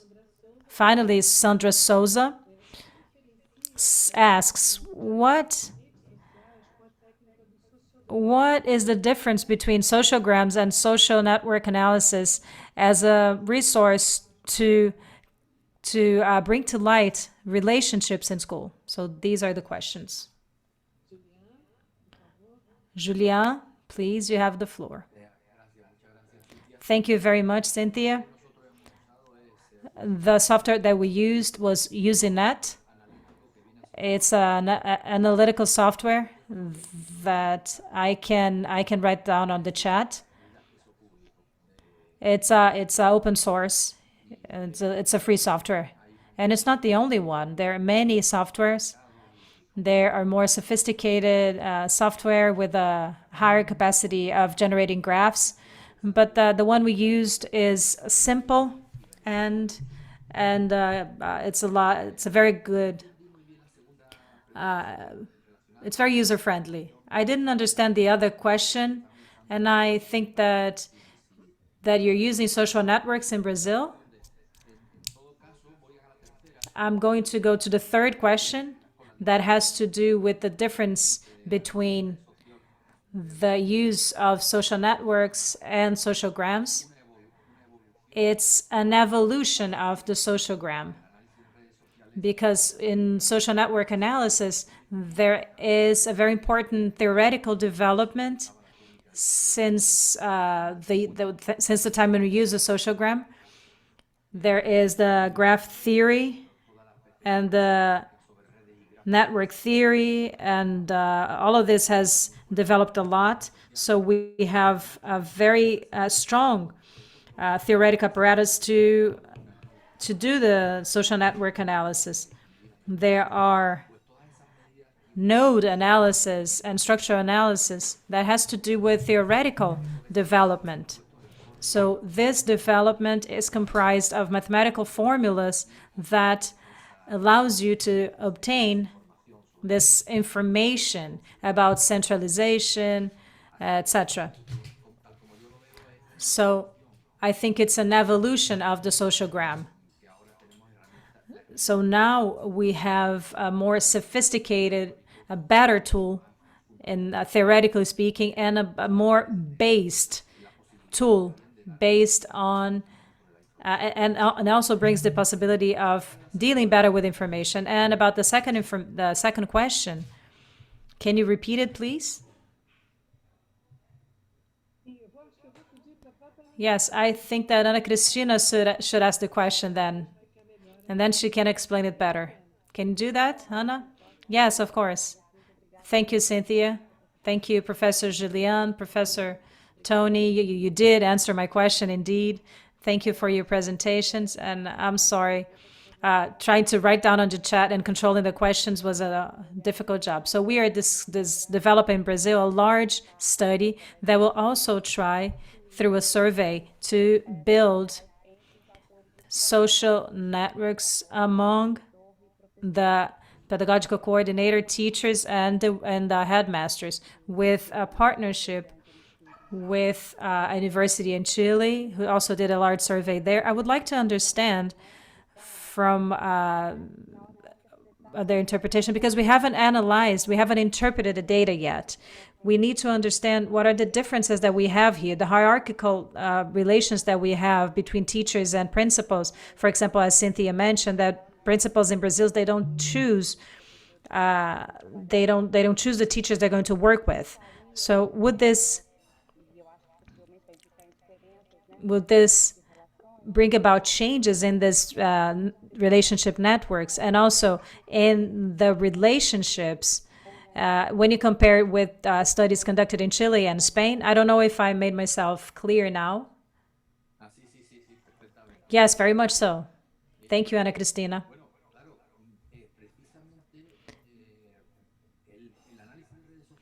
The social network analysis that we do is interesting because it provides a real map of influence, regardless of the position, the formal position that agents had in the chart. The network map is not built in a better or worse position because they are principal or teacher or any formal role. The person elects you or not, regardless of your position. So this allows you to establish a parallel between the informal network of influence and the formal one.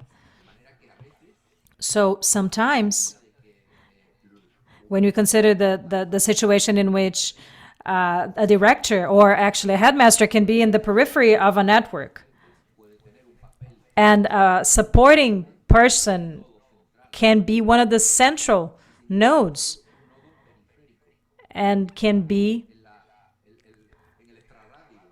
a person with no formal significance. So this is very interesting because it gives us a real map and we can compare it with the organizational chart.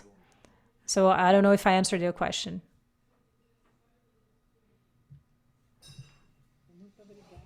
Thank you very much, Julião. I'm going to talk about. I'm going to move into the questions asked. Professor Romuald. So there is a question by João Chileno about the principles of social justice and equity are basic prerogatives for us to think about leadership without falling into economicist views of school. Another question to Romuald is, in addition to thanking him for his presentation, he asks, could you tell us a little bit about the context about leadership and management of schools in France? Is there development, is there an increase of qualitative or quantitative studies in France? So this would be the questions for the time being. So, Romuald, you have the floor.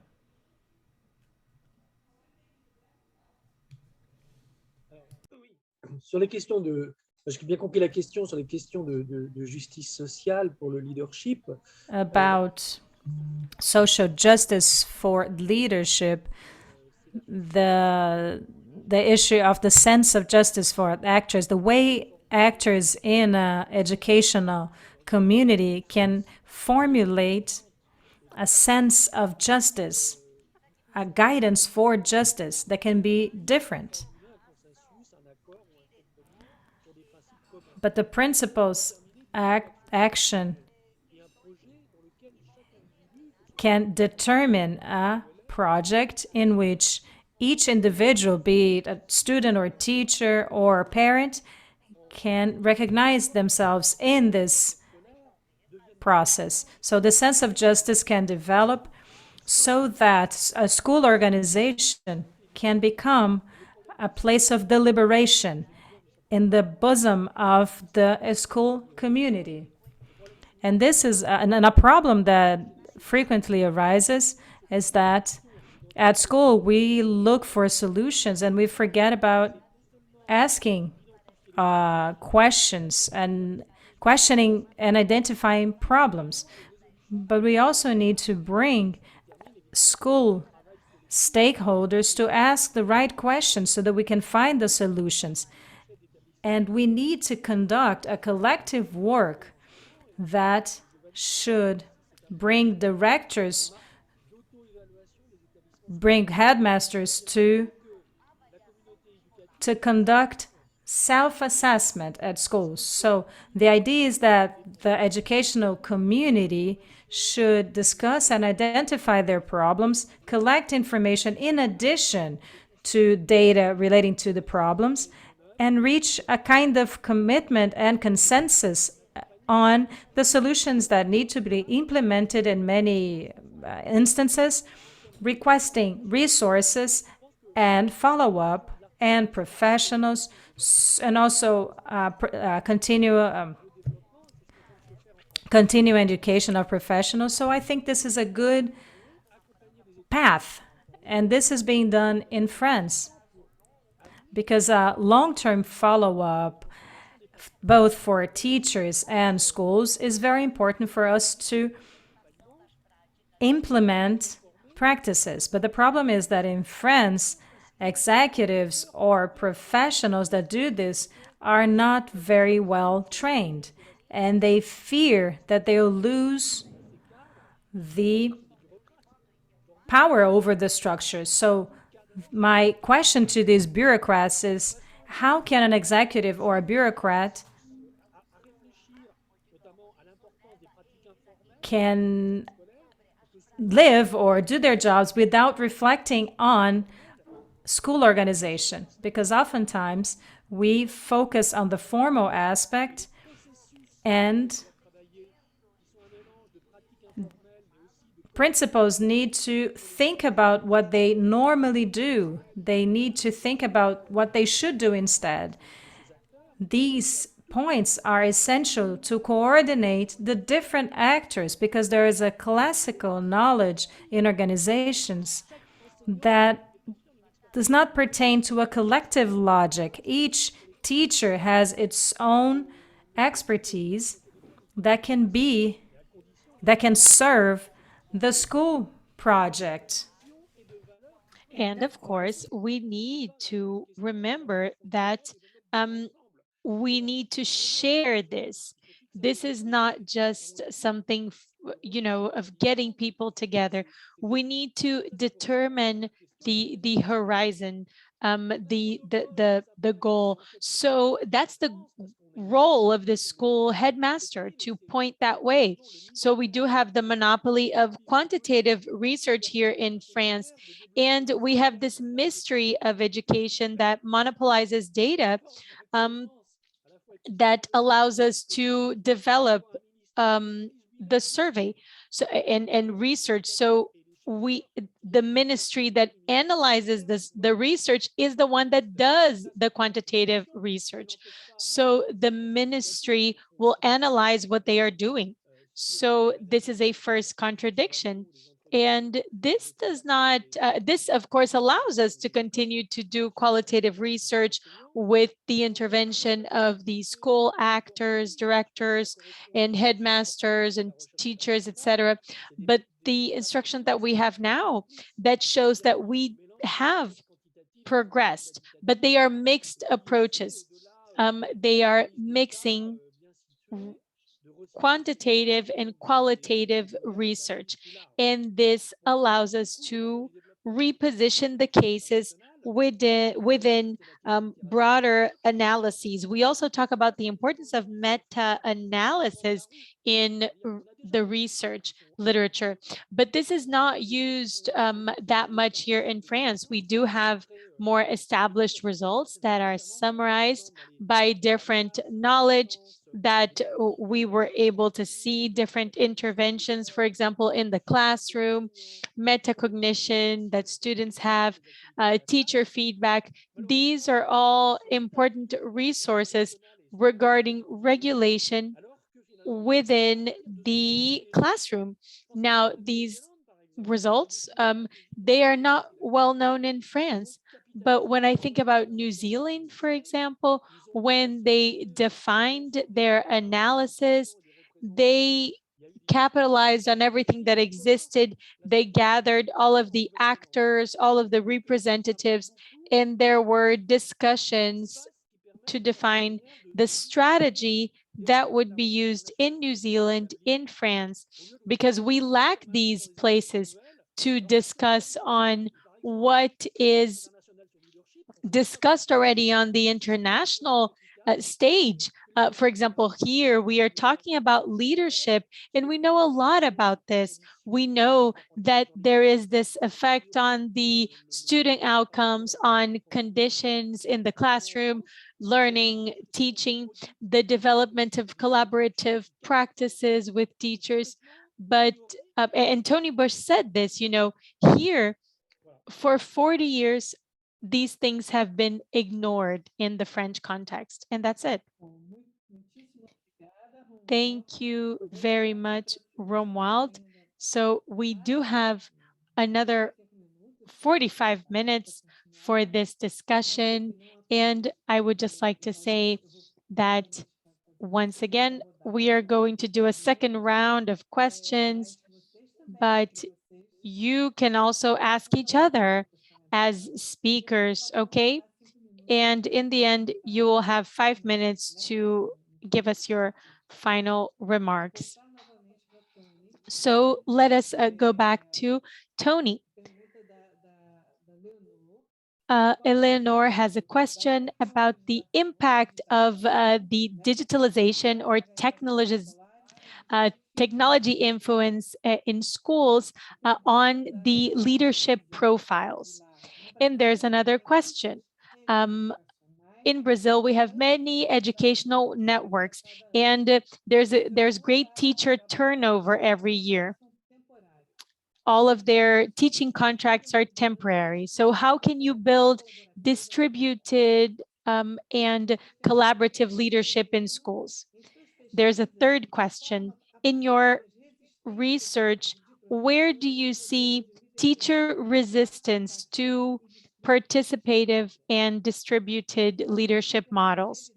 And the last question is, if we have contingency leadership with adjustable features to each context, how can we work with a more coercive and authoritative management in times where where there's a call for this authority? So now, Tony, you have the floor. You're on mute, Tony. Yeah, Yes. thank you. I think "you are on mute" is the phrase of the year. So let me say, first of all, I can't make any comments about the impact of digitalization on leadership profiles.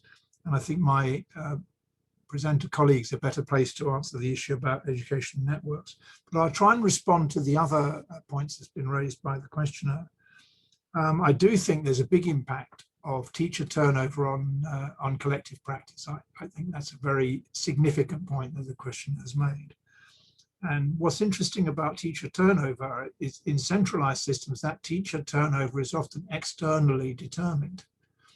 And teachers may be moved around. And I use the analogy with chess. So they're moved around like pawns on a chessboard and do not have agency. I see that as one of the essential weaknesses of highly centralized systems. And of course, it's difficult to develop collective working in that sense, because collective working needs the development of trust between leaders and teachers, and trust among teachers. And that's difficult to do in short term. So the notion of recycling teachers and moving them from one place to another as an administrative process, I think has a number of limitations. So I think it's a really good point. The issue around teacher resistance to participation and distribution is a really important point as well. And it's too easily assumed that this is something that teachers want. And so there are difficulties here around, we know that participation often takes time, and the structures and frameworks set up for participation often mean working after normal school hours, for example. And this is a particular challenge for people who are carers, have responsibility for children or have responsibility for older members of their family. So there are challenges, and sometimes there are resistance around what I call these important practical aspects.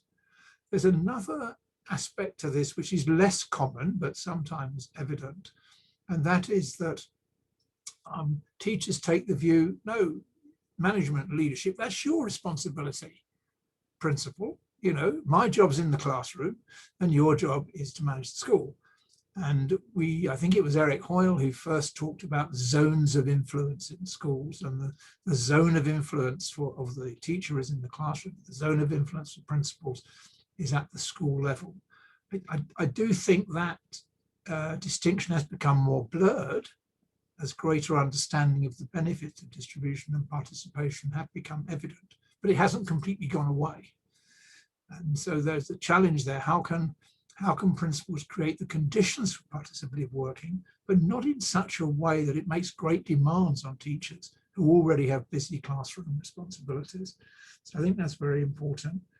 The issue of contingent leadership and what that means for coercive management, if I understood the question earlier, I think these concepts don't necessarily overlap all that well. By contingent leadership, we're describing a situation where principals and others become what we call agile leaders, not have a single response that they apply to every event and situation. And I sometimes use a golf analogy. I don't know how many people on the call are interested in golf or have ever played golf. But when people do play golf, they go around the course with a number of golf clubs, not just one. In fact, in the big competitions, they have 14, and they select the right golf club for each shot. I think the analogy here is important for leaders to say, well, here I've got a problem. What is the best way for me to address and resolve this problem? And call upon a range of skills, a total skill set in order to make that decision. Leaders that are perceived to be coercive and authoritarian as opposed to authoritative are more likely to adopt a single standard response, which is, I paraphrase, is, I'm the boss, do what you're told. I see that as a coercive approach. And what it tends to produce is passive acceptance of what is said, not enthusiastic ownership, passive acceptance.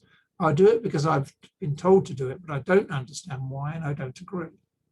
So people are not going to go into their classrooms and close the door, as most teachers do in their classrooms, and then implement something enthusiastically. So yes, of course, you can always enforce your power on teachers, but you should not assume that that will produce the results you want it to produce.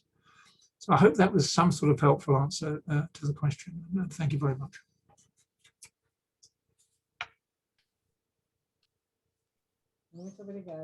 Thank you very much, Tony. You know, we would love to be in a room just talking to everyone and hearing each other, because it's very interesting to hear all of these different points of view. Now, we are moving on to a question. I'm not sure if this is a question only for Julian, but I think it's for everyone. Let us see what each of you will answer. In Brazil, recently, in the end of last year, there was a movement from the Ministry of Education and of the National Council for Education to have a skills matrix for headmasters that was already finalized. And now we believe that the Ministry of Education will approve this process. And so facing this, I just said this is to give you some context. And so Marcelo Correll asks this question: how can we have this coherence for this in vivo perspective? So I think that Julian can answer, and then the other speakers, if they want to, they can answer as well. How can we have this coherence of a more network perspective and of a skills matrix for the headmaster role? I know that other countries will have something similar to that, and that's why maybe it wouldn't be good just to hear from Julian, but to hear from everyone else. Now we have a question for Julian from Fatima. How can the current political context influence the coming of new school leadership models, considering that we see in society the tension between democratic values, religious fundamentalism, and conservatism? And of course, this is related to the Brazilian situation now. And this, but we know that this doesn't only happen in Brazil. This is happening in certain countries in Europe as well. And so how can this context influence the emergence of other leadership models for schools? And the tension of this conservative movement in different countries and different local contexts, can this be seen in a network, in this perspective of observing schools as a network? Can this be seen as such? So Julian can start. He can try to answer, and then we will hear Romuald and also Tony on the same topic. So Julián, you have the floor. So I'll start with the last question. I don't know if the previous one, I don't know if I understood it well enough. The last one about the relationship and what we could find in the network analysis about the influence of the political context. This is not clear. But it is a very interesting question. I can talk about social network analysis as a tool, but our main challenge on leadership research is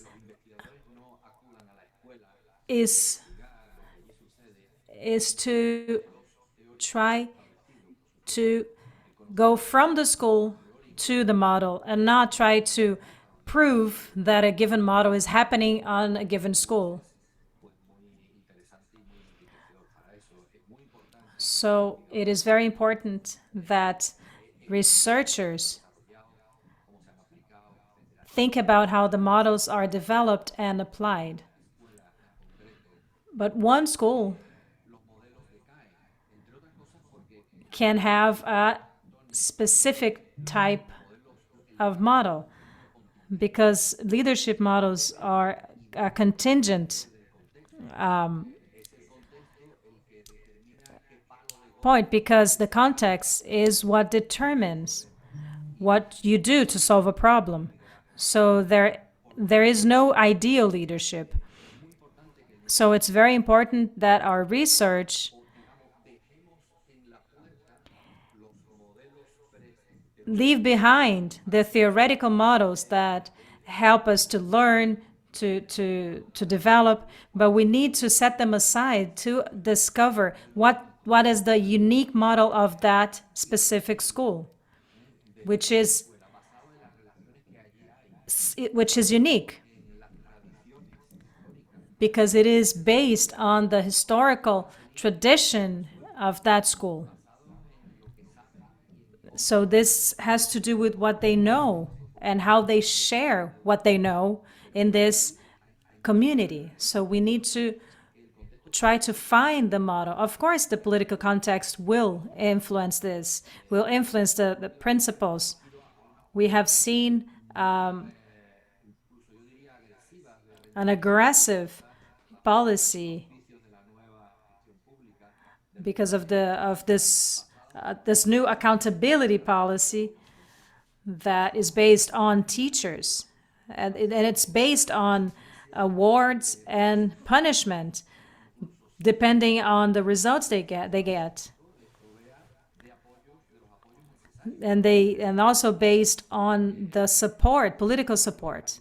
In some countries, we see this type of accountability policies that is very aggressive. So principals or headmasters, they need to make decisions because of that. Oftentimes they are very defensive in the face of these policies, this accountability policies. And of course, this has to do with the social and political context.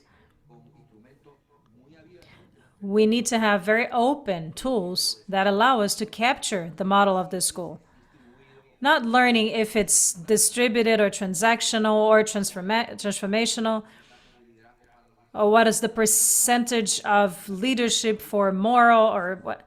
We need to capture the model of the school. That is why it's so important to use methodologies that go from empirical data to the theory, that will provide the map of the territory, such as the map that the social network analysis provides us.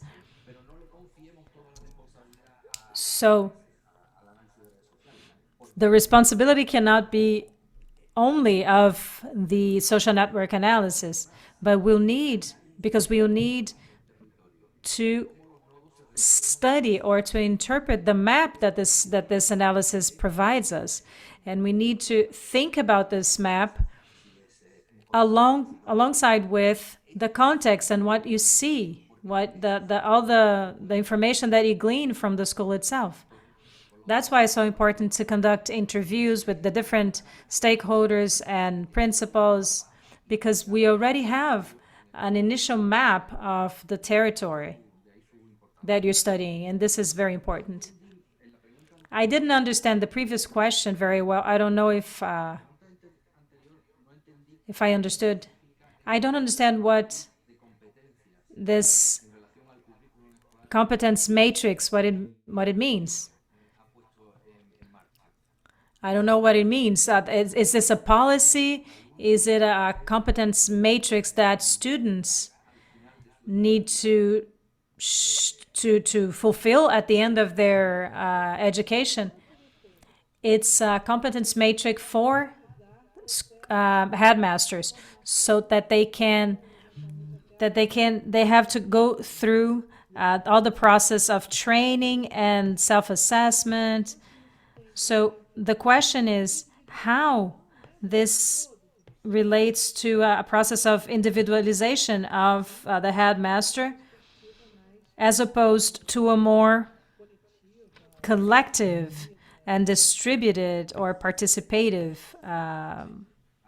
approach. Okay, now I understood what you mean.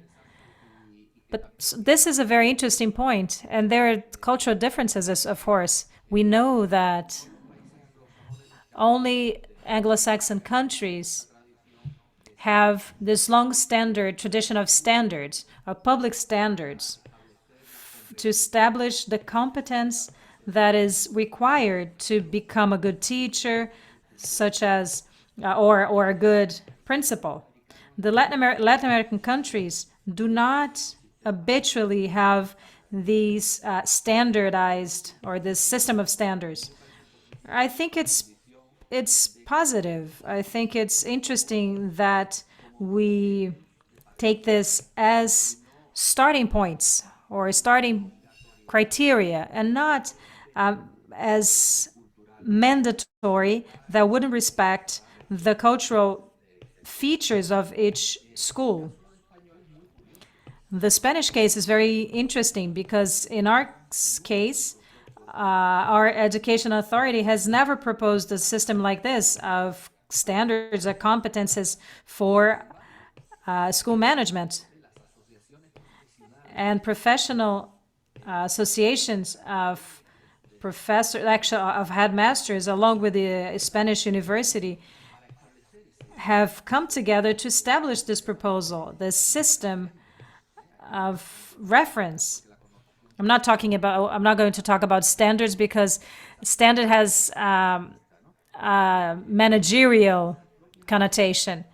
So the professional associations of headmasters built and proposed to the education authority or ministry the idea of adopting a system like this. And I believe that it is a good thing. It is important because it would serve to all the processes, because it would allow the process of selection and training, would allow this long-term follow-up.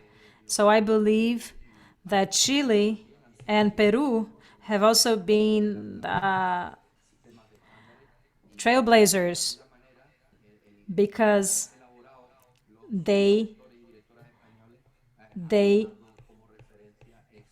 were used as reference, the Peruvian and Chilean criteria, to put together their proposal for the Spanish government. And I believe that this is not incompatible, that headmasters can elect their own model of leadership, because I think that the national competences, well, the fact that you have standards is not incompatible with the leadership of a headmaster. Thank you very much, Julian. I still have 2 questions to Romuald. In addition to what has been said, which you can, of course, comment on, as I said before. So, Romuald, can we think about schools as systems? I'm sorry, I have 2 questions. I'm sorry, I started with the second one. So, Silvina Fernandez' question. As in Brazil, I can see that in France, there is a discussion about school administration that tends to exclude certain subjects, such as leadership, or to place them as a hindrance to the discussion. On the other hand, there are instituted subjects. What are these subjects in France?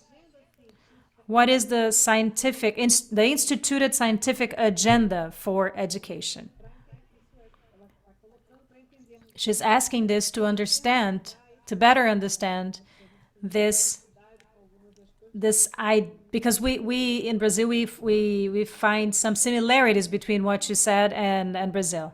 The next question is for all our panelists, and specifically to you, Romuald, is can we think about schools as a system in which everybody moves in the same direction, or based on the same principles of action? But this may be different. This may be a little bit chaotic. So we could think that a small group of leaders would influence a small group of teachers, but not all teachers. The response of students to education is different depending on the teacher. And this is especially important when we think about inclusion, attention to diversity, and so forth and so on. So what could we do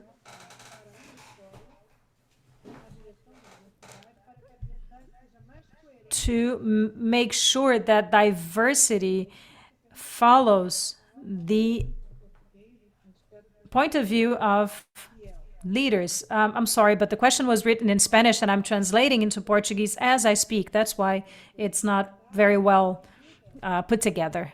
I'm going to ask Romuald to answer these questions, and then I'm going to move to the final remarks of each one of the speakers so that we don't go over time, because I imagine that you have other engagements.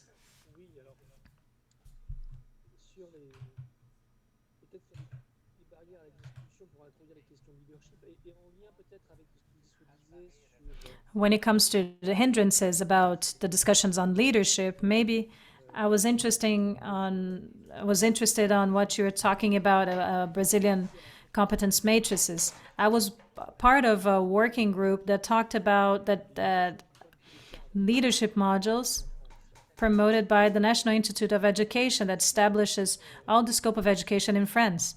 In the discussion, the leadership modules were actually a way for the Ministry of Education to approach this. It was actually about talking about guidance, school environment. It was an organization by the Ministry of Education regarding the school context. So I thought, why are the school managers who want to develop their competences and who want to have not only a vision of their professional development in 4 or 5 years, how can this person be evaluated in his or her professional career? Why don't you think about the needs of this school manager and then you can think about the path for developing their competences. So from these discussions on professional development, I proposed working on professional development, continuous professional development, focused on peer learning and mentorship, in which school managers define their competences. In the first session, we used many post-its, and we started to distinguish what came from management, what came from leadership, and managers, when they wrote on their post-its, they defined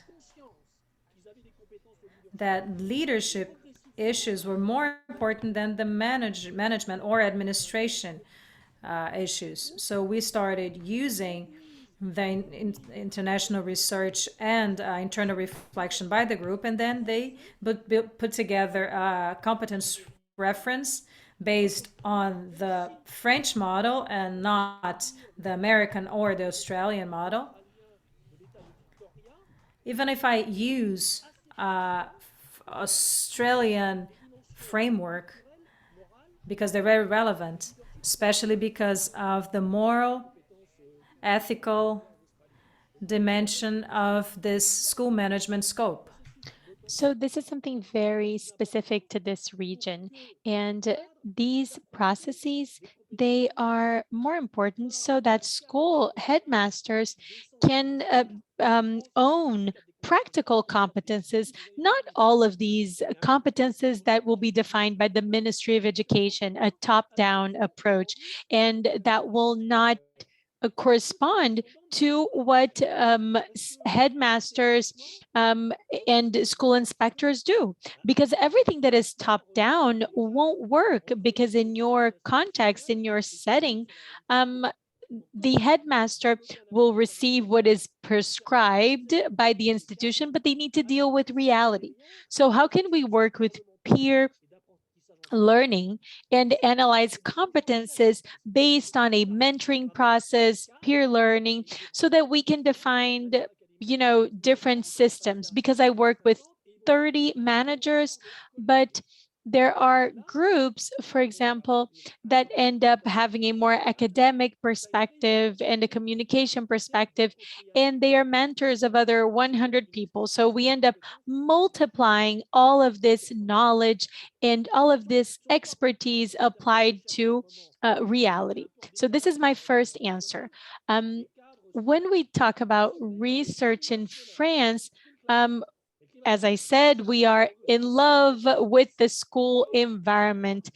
Climat scolaire in French, the school environment was defined as the educational practice, the student community, but we started to understand the notion of professional development so that we could define professional development that happens in a continuous manner, because development is not just training. It's about personal development, social development, cognitive development, psychological development. All of this is connected to a continuous development. It needs to add reflection, and we need to deal with the practice changes that will be affected by it. And this is not that well developed in the educational research in France, but we are working with a apprentice collective, because recently we realized that organizational learning is something relatively important, especially when we want to introduce into school environments an assessment culture. So if there are not headmasters and teachers that are not reflecting on things, if we don't have a learning goal, this will not be applied. So these would be the elements that define the research that we are doing for school organizations.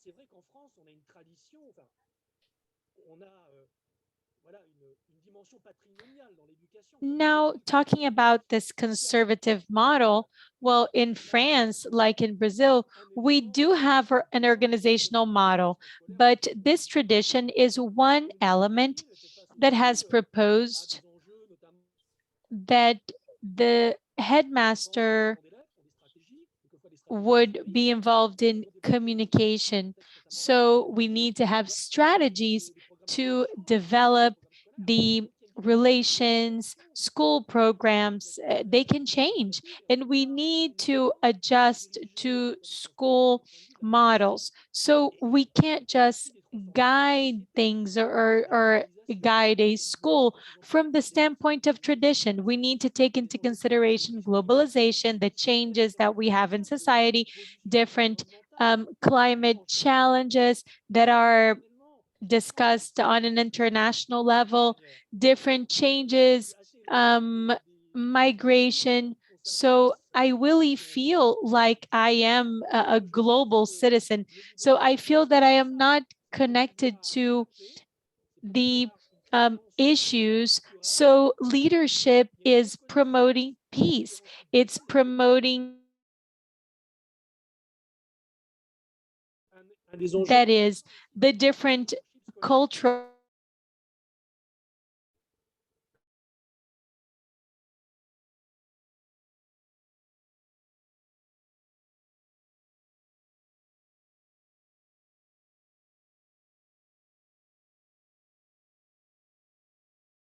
Internet, congelou. there was a problem with the internet. There was an internet issue. Sorry. Um, Romualdo, você pode repetir Romuald, can you um pedacinho final da sua it? fala?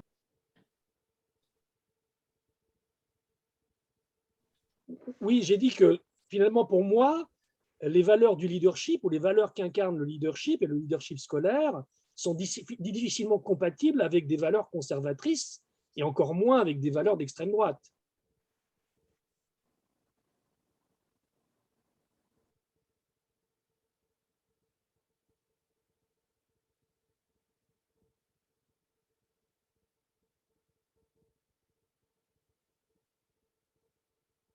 Seja a conexão do Romualdo, não sei.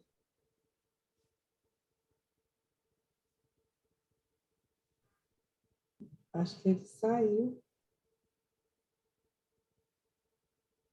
Não sei se vai voltar. Está voltando. Romualdo, perdão. Okay, so we're back. Romuald, I'm sorry, we lost you, but now we can hear you once again. There was a connection outage here. But what I was saying is that the values are not compatible to conservative values or with far-right values.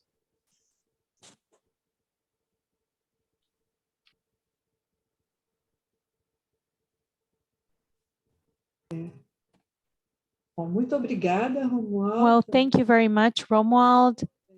So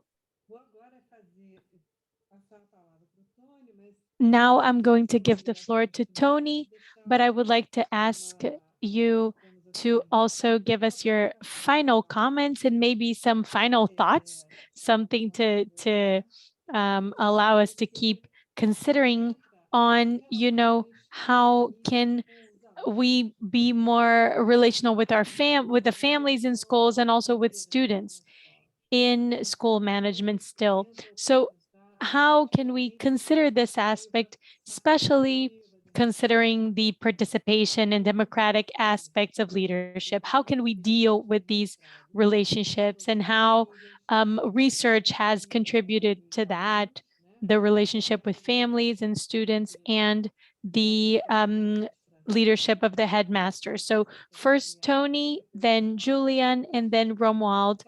And each of you can also give us your final comments and remarks because we will have to finish. And I would just like to say that the chat is filled with different messages, thanking you for the quality of your presentations, of your answers. Each one of you is being complimented, and they are very happy to be in this event. There are many different comments complimenting all of you, so I'm not going to read them, but that's it. So Tony, please, you have the floor. You have 5 minutes. Thank you very much, Cynthia, and thank you to those of you who've been complimentary towards us. I'd like to frame my 5 minutes really as a starting point to the question about the skills matrix for heads and link the other points that have been raised to that. I do think it's a really interesting issue that's been raised, and my starting point in thinking about these issues is always to say, what are the criteria for selecting head teachers and principals for schools in Brazil or elsewhere? What are the criteria, and are those criteria explicit? In other words, widely known, or are they implicit and you just have to guess? My sense is that we should try to ensure, wherever possible, that these criteria are explicit, so that people who might want to become principals and other stakeholders in the system will understand what kind of leader are we looking for. And in a sense, the skills matrix is a starting point towards thinking about those issues. And so for me, it then moves on to another basic question for which I think there is only one answer, which is, would we like our school principals and head teachers to be trained, or do we not mind if they're untrained? And I think the issue of the nature of training and skills matrix follows on from that. And it concerns me that about half the countries in the world do not train their principals. They don't train them. So the only criteria they have is that they should be qualified teachers and have some teaching experience. Now, of course, these are very important considerations. I wouldn't want to dismiss them, but those considerations are essentially about classroom practice, and the role of the principal is much more than that. So I'm concerned where that is the case. The message that leaders need to be trained is gradually gaining ground around the world. More than half the countries in the world have some training. About a quarter of the countries in the world have mandatory training. In other words, you can't become a head teacher without it. And I think there's an interesting statement there. Of course, the skills matrix connects to that. So first of all, for me, it's really important that we recognize that principalship is a different role from being a teacher, and therefore requires specialized training and preparation. And we get that message across to governments and to ministries, and I think that's a really important starting point.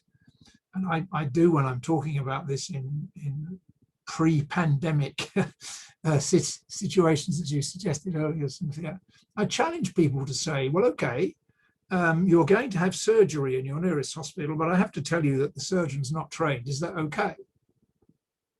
And of course, people say, no, that's not okay. Or even, I'm going to take a journey from London to Rio and on a plane, but the pilot's not trained. Is that okay? So if it's not okay for those people not to be trained, why is it okay for principals who look after the future of thousands of children not to be trained? And this is a point I'm making wherever I have the opportunity, and forgive me for grandstanding on that particular issue now. The second issue, if we do finally move to the situation where we recognize that leaders and principals in particular need to be trained, moves on to the next question, which is a more challenging one. So what should be the nature of that training? And of course, the skills matrix is one approach to that, but it is, as my other colleagues have already said, essentially a competency-driven approach.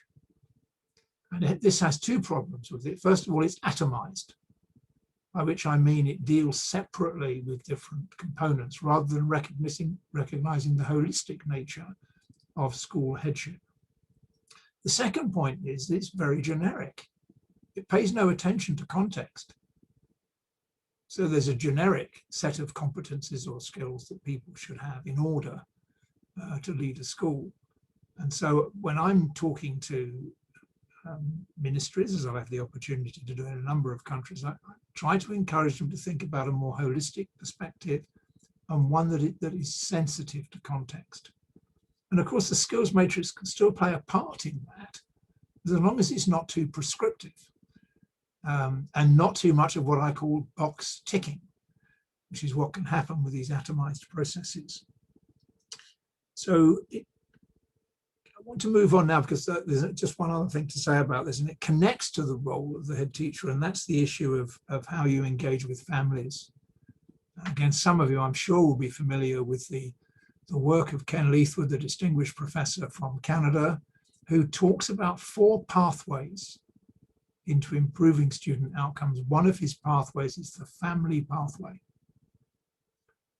And what he's saying is the responsibility of the principal and other leaders, and indeed teachers, is to engage constructively, regularly, and in as full a way as possible with families, because we know that children and students spend more time with their families than they spend in school. And when we look at the various factors that influence student outcomes, we know that socioeconomic context and family background plays a big part. And so we can either simply, as leaders, as teachers, as scholars, simply accept, oh, well, there's nothing we can do from those people because they come from a disadvantaged context. Or we can say, what can we do to engage with those families in order to narrow the gap between affluent families and disadvantaged families?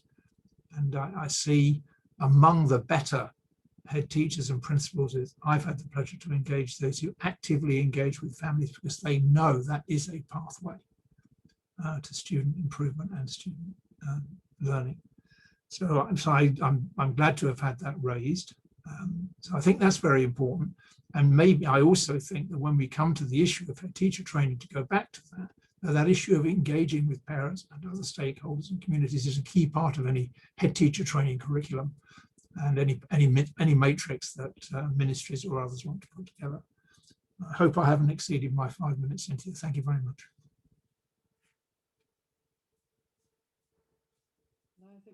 Nós é que agradecemos, Tony. We thank you, Tony. Thank you very much. Julián, your 5 minutes, your final remarks, please. About 2 questions that I think are very interesting. First, the invitation to reflect on the participation of the family and how you need to develop this. I think that one of the key points, one of the key questions, at least in my country, Spain, headmasters are more concerned about properly treating a family so that they get involved with the school. So during the pandemic, it has been very important to for the families to understand what schools did. So the schools had to create new ways to establish a relationship with the families. So I think this is something that is here to stay. So the team had to establish a better relationship with the families. And I think this is going to remain.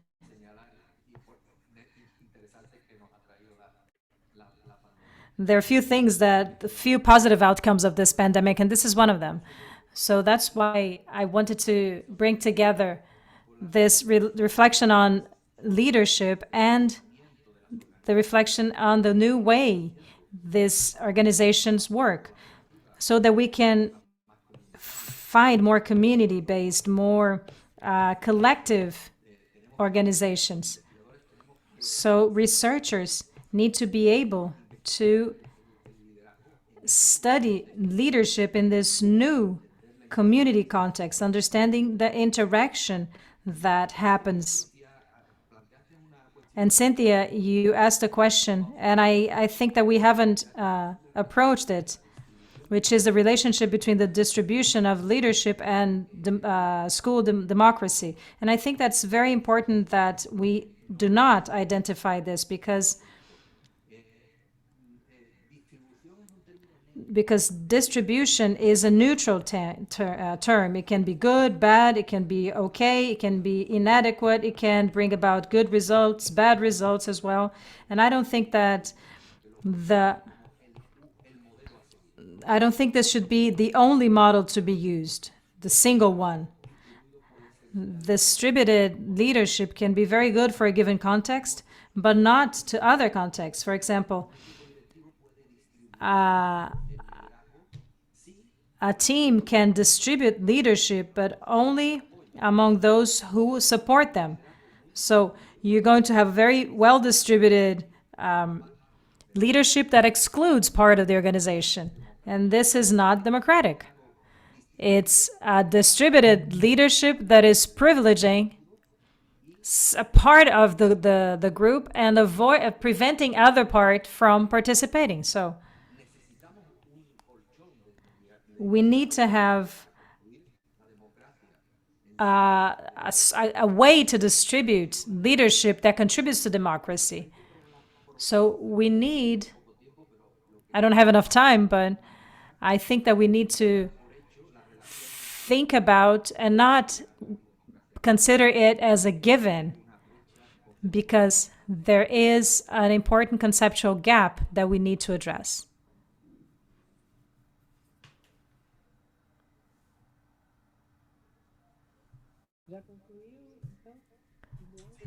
Have you concluded, Julian?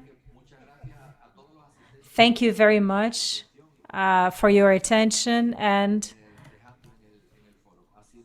it has been a pleasure to be in this panel. So I would like to give the floor now to Romuald. You have 5 minutes as well for your final remarks.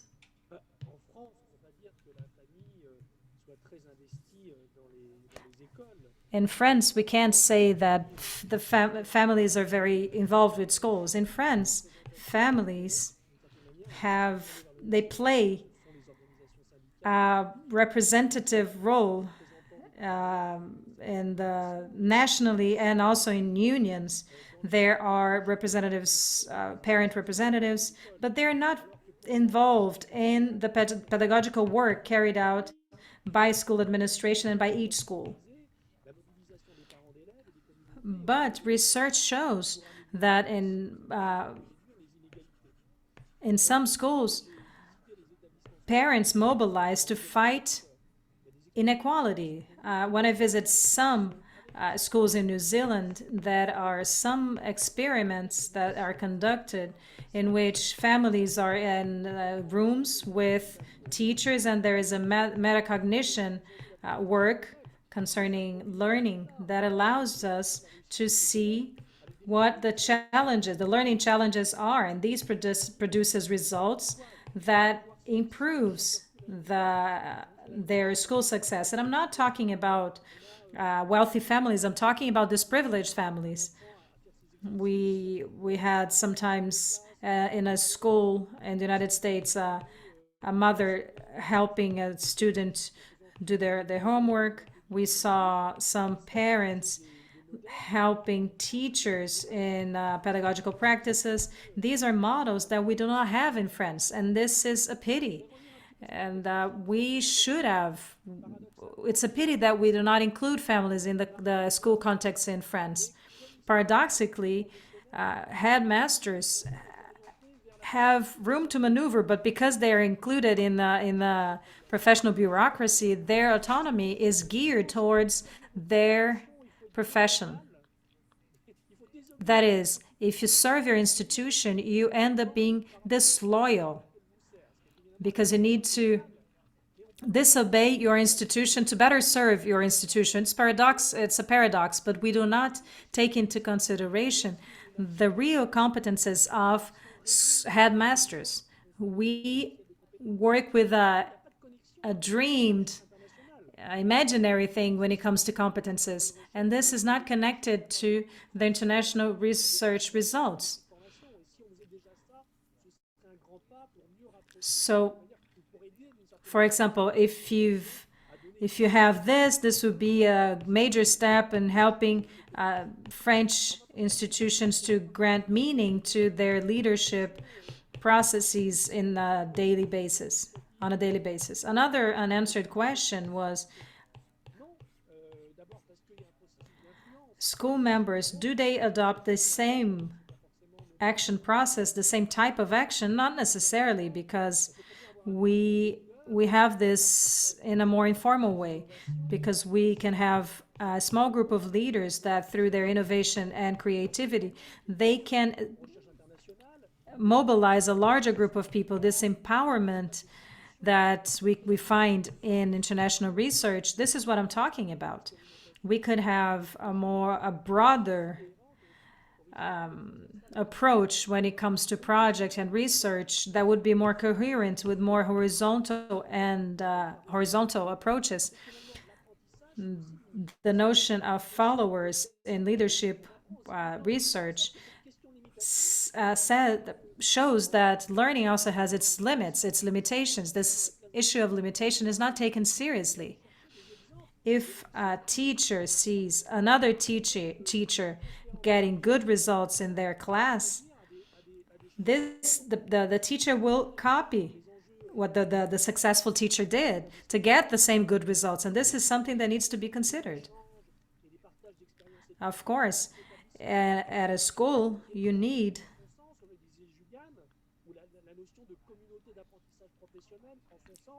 to have shared information and experience, because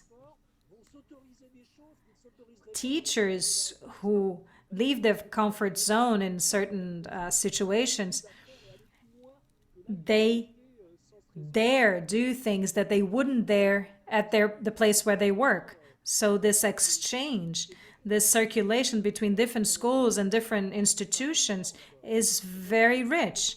And international research shows that oftentimes we don't have a long enough observation when we follow up all the practices of teachers. We need to consider 18 to 24 months to see transformation, cognitive transformation, transformation in the way people think, transformation that would also reflect on practice. It's not because something works well at a given school, this will work in every school. Things cannot be transferred automatically like this. So following up the context is very important. And this is how we can observe organizational cultures that we find at schools and in educational communities. We can't forget that actors in schools are intelligent beings. They interpret rules and they try to dodge them. So we need to develop some sort of intelligence when it comes to these rules and give them meaning. All research literature revolves around granting meaning to these school management rules, defining common situations, identifying problems, because both headmasters and teachers, they are in a situation of uncertainty. They don't know everything. They have a limited view. The cognitive structure of the institution is also limited. It doesn't have access to all information. So it all depends on the size of the school. So we need to consider this complexity. And this is what makes leadership, the leadership challenge, into something so complex. We need to involve teachers in this collective work. This is what I wanted to share with you. Thank you very much for the invitation. It has been a pleasure to exchange with you, be part of this event, and learn from all the comments and presentations by the other speakers. Thank you very much. So now I would like to conclude by thanking all of you, especially Tony Bush, Julian Lopes Yanez, and Norma, and also to all of you who collaborated and all the institutions who made this event possible. We had an average of participants between 80 and 120. I think that we had people from all over the world, from Africa, Europe, Americas. So, of course, most were Brazilian, but it's going to be on YouTube for everybody to watch in their respective languages. I would like to thank the 3 research groups and their members who organized this event. COGEF from Unirio, and Unirio itself, who help organized this event, NUPI from the Federal University of Paraná, and also GESC, in addition to CAPES and FAPERJ, who helped make this event possible. I would like to thank the large group of people, Jefferson, who helped us organize this digital online environment, Norma and Rosita, who interpreted into and from Spanish, Angela and Salvador, who provided the Libras interpreting, Christiano, Natalia, and Denise, who interpreted from French and English. And also Hélène, a French interpreter, and also all the other members who participate in studies and research. So we hope that this event has been a way to invite you to share more and to welcome other discussions and debates that can be promoted. It will be a huge pleasure. It has been a huge pleasure and an honor to coordinate this panel. And we're very happy, and we hope that this can continue or can unfold into including other speakers and protagonists. Thank you very much and have a good afternoon. So we're going to conclude on time. Thank you.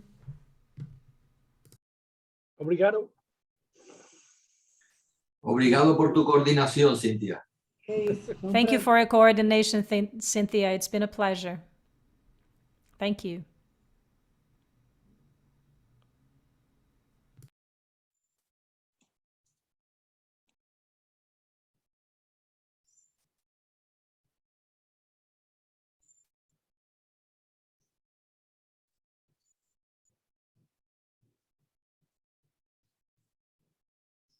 Muito calmo.